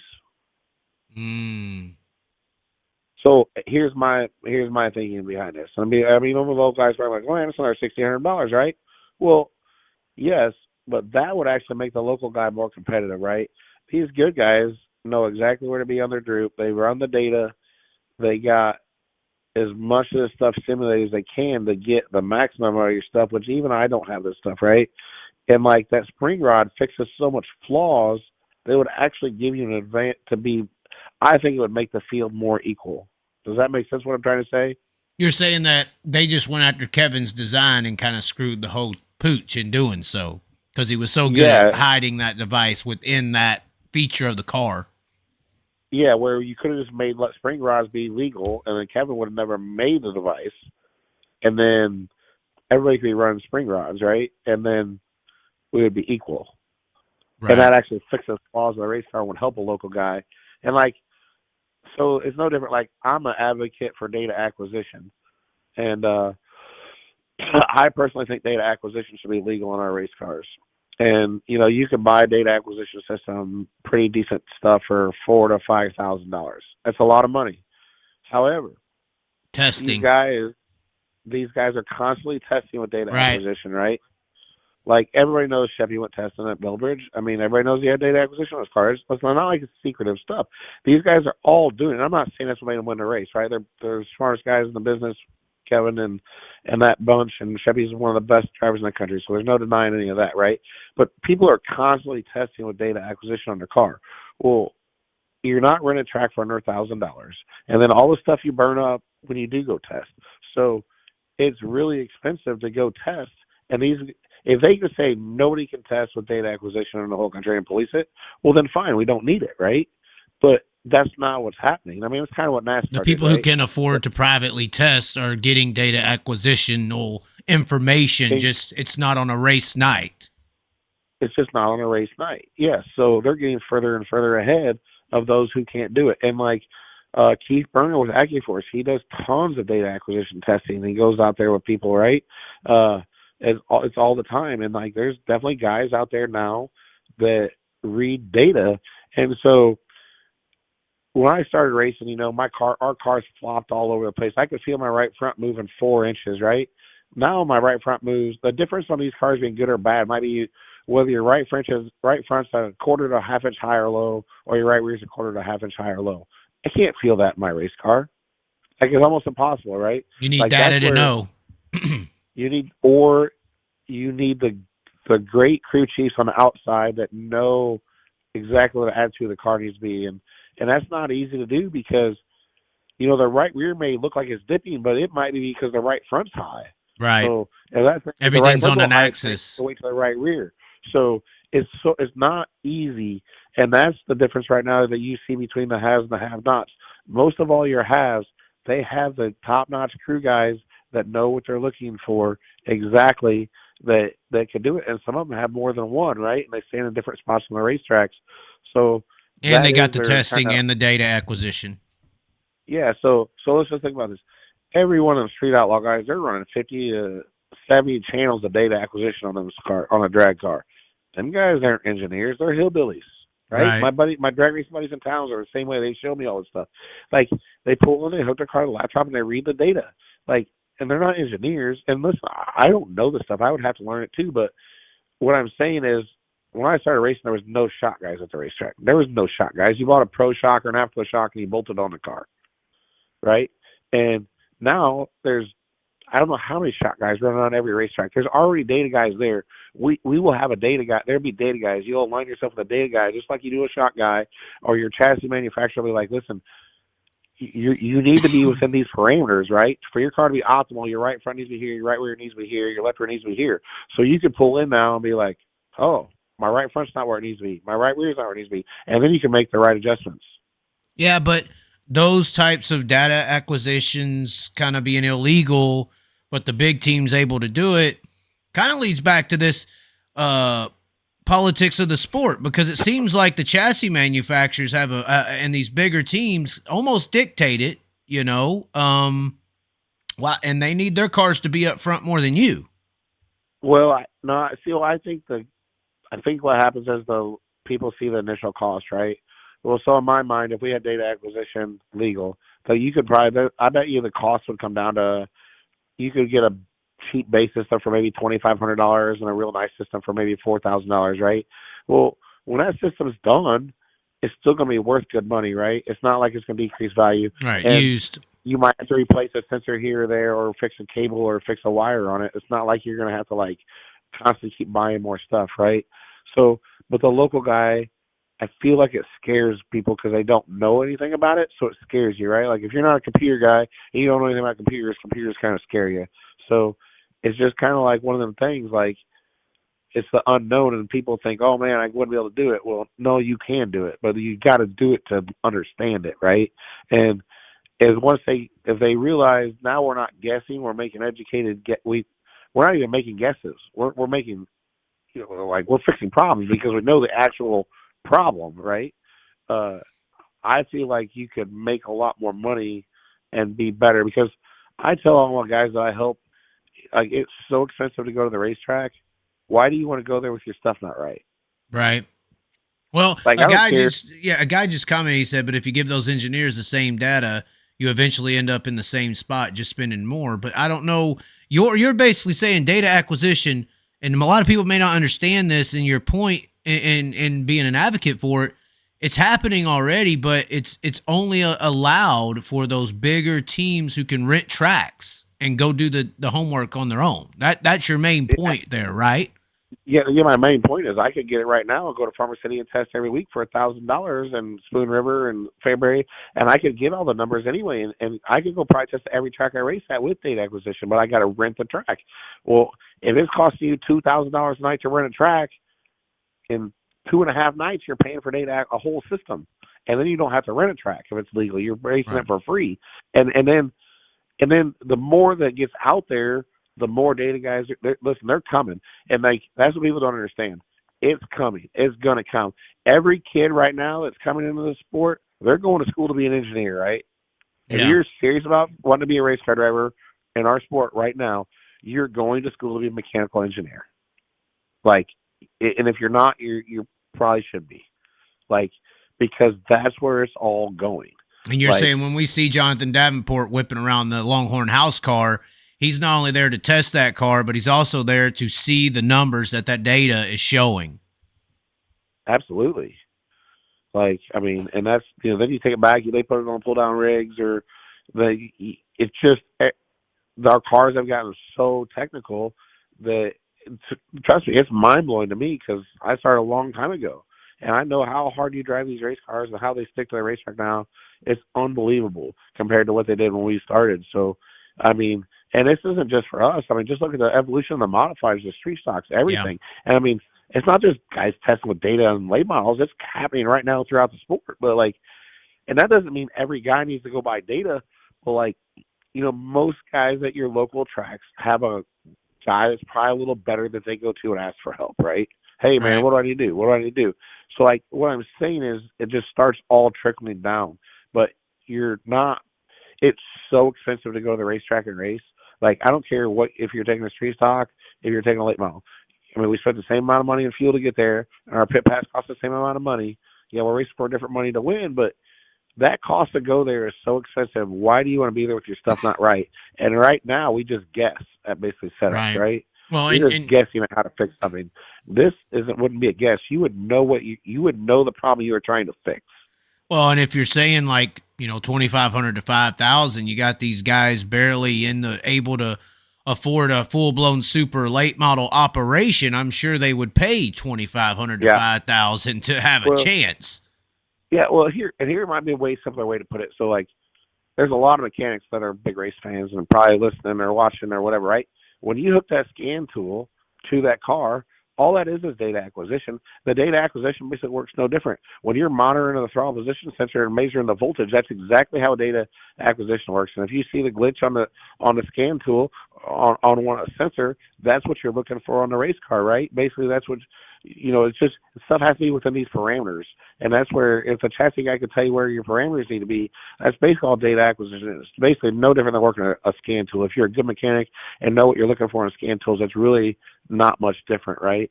So maybe that's a simpler way of putting it for some people. It'd be like trying to fix a modern day car right now without a scan tool. It's basically impossible. Right. Yeah, you got to listen and look and kind of do those old school, you know, crew chief ideas you're talking about. Or you just start throwing the sensors on it, right? You just start, right. Well, if this is wrong, well, now I'm going to go buy this sensor. I'm going to go buy that sensor and go buy that sensor until you finally fix the problem. It's a really good analogy, because you could spend 10 days, you know, tearing the car apart left from right, not knowing where you need to be. 100%. And trust me, it's coming. That one day, the technology is moving so fast right now. I just don't see how they can keep it out of it, right? How they can keep guys from building this stuff in other ways and other parts of the cars. Like the bigger point I'm hearing is you're saying it's already here. It's just the rich elite teams that can afford to test are able to use it. Yes, 100%. That's the nail in the coffin. Yeah, and the shock companies, you know, do a lot of testing. Like I say, Keith Burner with AccuForce, which, you know, a lot of people you see tons of people take their stuff to Keith and get put on the pull down rig and go test. And listen, most everybody that does it goes faster, right? Mm-hmm. Like, you'll see that guy come out of the box and start running way stronger. Like, so there's lots of stuff coming out there that you know, I just think a lot of the little lower guys don't understand. They're scared of it, and they don't see how it would benefit them. But I feel like as a whole, it would benefit, right? Like, I just think it would, because it's happening right now. I mean, it definitely is happening. Wouldn't it also benefit more of a driver crew chief scenario? Wouldn't it be dependent as much on having a crew chief? If you can read a box and tell you what to do and where to do it? 100%. Yeah, you don't have to pay that top crew chief now, like, right? Because you know, and listen, your data guy doesn't even have to be at the racetrack. You can just send this right to him, and he can be at any racetrack and look at the data and be like, "Oh, this doesn't look right," or "You need to work here. This is wrong," right? Like, it's not like he even has to be there to see the data. You can send it right to him. Right. Yeah. So, I mean, you started off by saying you're an advocate for it, and I don't know who could hear that explanation and not see why. The only thing is it scares people on its initial cost. So, but you're in a $120,000 late model. I 100% agree with you. I mean, what are you crying? If you're crying about 2,500 or $5,000, you're in the wrong sport. Get a street stock. Yeah. I mean, yeah. And then, or how many times do you see guys actually go test? These guys, a lot of guys now go rent a test with no data. So they're going to rent the track. They're spending money, thousands of dollars to rent these tracks and test to try to get better off of guesses. Right. You know? So Yeah. there's there's a lot there that I feel like. I guess what I'm saying ultimately is just because they make more rules isn't always better for a sport. I mean, I definitely feel like we've seen that in NASCAR. Right. Well, and you don't want to get there. You don't want to get there. Learn from the mistakes, not following them. Absolutely. But I told you 45 minutes ago we should get off here. I guess we need to. Yeah. I've yawned Yeah, twice well, now. we might have to continue some other time. When you can't find somebody, just let me know. When I can't find somebody, you really think that you're a last resort? I gave you first day of the week. I got Drake Troutman and Mike Harrison coming. I mean, listen, I gotta pump up this Troutman. Like, let me tell you, like, in a world full of spoiled rich kids, I got to know this Drake pretty good this summer, and I'm telling you, these guys and the kids he was working with us, he's got like a 14-year-old and another young kid with on this summer national, and I'm telling you, these guys are in a truck with they're like on a third generator blown out. They got the truck running to try to have some air conditioner. They got like, I'm telling you, like a portable generator. Like, these guys are running their balls off and fixing all this car stuff. They ain't got nobody helping them. Like, he's like, reminds me of an old school kid. Like, he reminds me a lot of myself, right? He's doing anything to make it happen, right? Right. Like, ambition. Yeah. Yeah. It's, he's not your typical new, young, rich kid, right? Like, he definitely is making it happen. And has He's a ton putting of in the talent. work. He's got the work ethic part. Not just daddy's money, but daddy's work ethic. He definitely does, man. It's getting harder and harder to find in this day and age. You know, that's one thing a lot of people don't know about Sheppy, right? Like, if Brandon Sheppard wasn't who he is right now, he would be building his own street stock, his own motors, and going racing at Farmer City and making every weekend, because Brandon's like a true grit racer, man. Like, I've known him since he was 13, and his dad's like a big brother to me, and he's like a little brother. But Brandon's is a hard-nosed racer, and he would live in a trailer and race if he had to, right? And he might be racing a street stock or modified or whatever, but that's just how he is. You know what I'm saying? Like, there's a lot of guys that won't race on their own money or won't do what it takes, but most of the guys that are out there, they're doing it, sacrificing everything they can and doing as much as they can do. And Brandon's just like that. You know what I'm saying? He's been fortunate to be as good as he has and has some opportunities, but I'm telling you, he's as hard-nosed as they come, and he's not scared to do whatever it takes. All right. I guess that's you're becoming Don King for these guys, promoting them. Well, I mean, maybe I will, because listen, I just feel like there's a lot of them that get promoted that shouldn't be promoted just because they're checkbooks. Oh, for sure. Well, especially in the other forms of motorsports, that's for sure. Yeah. I don't see it a lot in late models. I don't think those guys can survive. There's too much competition. I feel like you see a lot of them. I feel like you see some, but I feel like they fail out a lot quicker. They could succeed regionally, but I ain't seen it national. I ain't ever seen just a straight up rich kid make it all the way. Yeah. No, I would agree. It's a tough game, and usually then when it gets hard, they quit, right? So, yeah. One thing that yeah, for sure. Yeah. But okay. Heck yeah. Right. So, well, I appreciate you having me on, man. Well, where can people go and find you or buy your merchandise, I guess? Oh, yeah, absolutely. You, hustlerspeedshop.com. We just got the store back on there, online. Hold on, that was Hustler Speed Shop. What are you talking about? Right? Hustler, like Larry Fint? Yeah, just like that. And then, obviously, Jason Fager Racing on Facebook and YouTube. We're trying to get this YouTube deal to get bigger, so we want to get more content out there, but my guy's doing a great job, so check out Jason Fager Racing on YouTube as well. Make sure you. Oh, you got Hustler. You got Hustler Holidays. What's this? I don't. Oh, that's. I think we got a sale going, didn't she? Holideals. Says orders ship daily until December 23rd, or orders placed December 23rd. Okay, so y'all have days off. So it looks like 50% off Hustler Holideal days. 50% off, maybe 50% off shipping. 50%. It says I see a 50% off tag right there. I don't know what it means. I don't know. That's my mom. I don't think everything's 50% off. It may not be everything. It says something is. Maybe it's the old designs. I have no idea. Yeah, it looks like down here at the bottom you got some that are $10 a piece. Used to be 25. Looks like maybe an older design, Hustler design, high side Hustler design. Yeah. So Yep, very possible. But yeah, so man, yeah, like I say, make sure you like and subscribe to YouTube. That definitely helps. I know, like when they like and subscribe to you, it makes a big difference, and the same thing for us. So. Oh, definitely. I do it on a shoestring budget. I'm down to 200 in the bank right now just from going to the damn gateway, but hopefully I'll fix it. We'll see. Hopefully you make some money on this video. Well, YouTube doesn't make a lot of money. People think you make rich, big bank and stuff. I mean, unless you hunt the front and pulling big views, it ain't a lot of money. You know? We're missing some zeros on our subscribers. Oh, well, yeah, exactly. I mean, hunt the front's definitely making some money, and some other guys are, but to get there, it takes a lot of time. You know, nobody really cared about hunt the front when they were making videos getting 200 and 300 views all them years. You know, it took a lot of work and a lot of time to get there. It's really cool to see them guys giving back too, though. You know what I'm saying? Like, right. They're definitely put up a lot of money and help out racing in general as a whole. Yeah.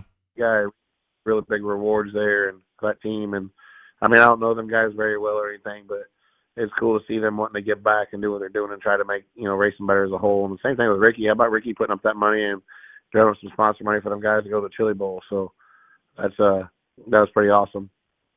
Yeah, that was cool to see Ricky do that. Yeah. So I wish I had a year like he did so I could do. So I had a great year, but I didn't have a year good enough to be giving out money yet. But yeah, that's awesome to see him give back like that too. So yeah, and it ain't like he's Larson, some big rich NASCAR guy. You know, he had to go out there and earn it. You know, he has a family sport too. So yeah. But okay, now I guess we'll let you go. All right. Okay. Tired of ruining your day. Didn't mean to ruin your night. Sounds great. Well, thanks for calling, man. Yep. We'll talk to you later. All right. Thanks, sir. Well, there he was, ladies and gentlemen. Jason Fager. Oh, my. The high side hustler onto the show. We went a little late. 2 hours and 48 minutes. Pretty much 3 hours. Of course, check out the website once again that he has there. Hustlerspeedshop.com. So it's not 2 S's, not hustlers. It's hustlerspeedshop.com. Of course, high side hustler, and he's got the hustler holideals on the website going right now. Of course, long live the Chaz. We got the professional gas slider long sleeve on right now. I need to make a late model version. That's what I need to do with this. I will tell you what, I got this for the wintertime, the long sleeve, the new blend style. It was 18 degrees outside today as I was out there working. Pretty damn warm. I was actually thoroughly surprised. I thought I was going to freeze a little bit. Didn't happen. Didn't freaking happen. Longlivethechaz.com to check those out. Of course, hats as always. Chat was pretty interesting. That was interesting in Chaz. I mean, it's all interesting. It never ends. It always stops. It's hard to end. Ending people, I just don't want to be the Howard Stern guy and have like a typical saying bye, you know, and all that. It's just roll it out as it rolls out. I probably should work on the ending, though, this a little bit better. But regardless, thanks for tuning in, ladies and gentlemen. Hopefully y'all like the video. Comment below. As always, be sure to subscribe. Membership button should be somewhere around here to get your name up there. Also, PayPal and Venmo links in the description for your direct support. It means everything. Thanks for tuning in tonight. And tomorrow, Drake Troutman, 8 Central, 9 Eastern, here on the show. We will catch you then. Thanks for tuning in, ladies and gentlemen. See you tomorrow.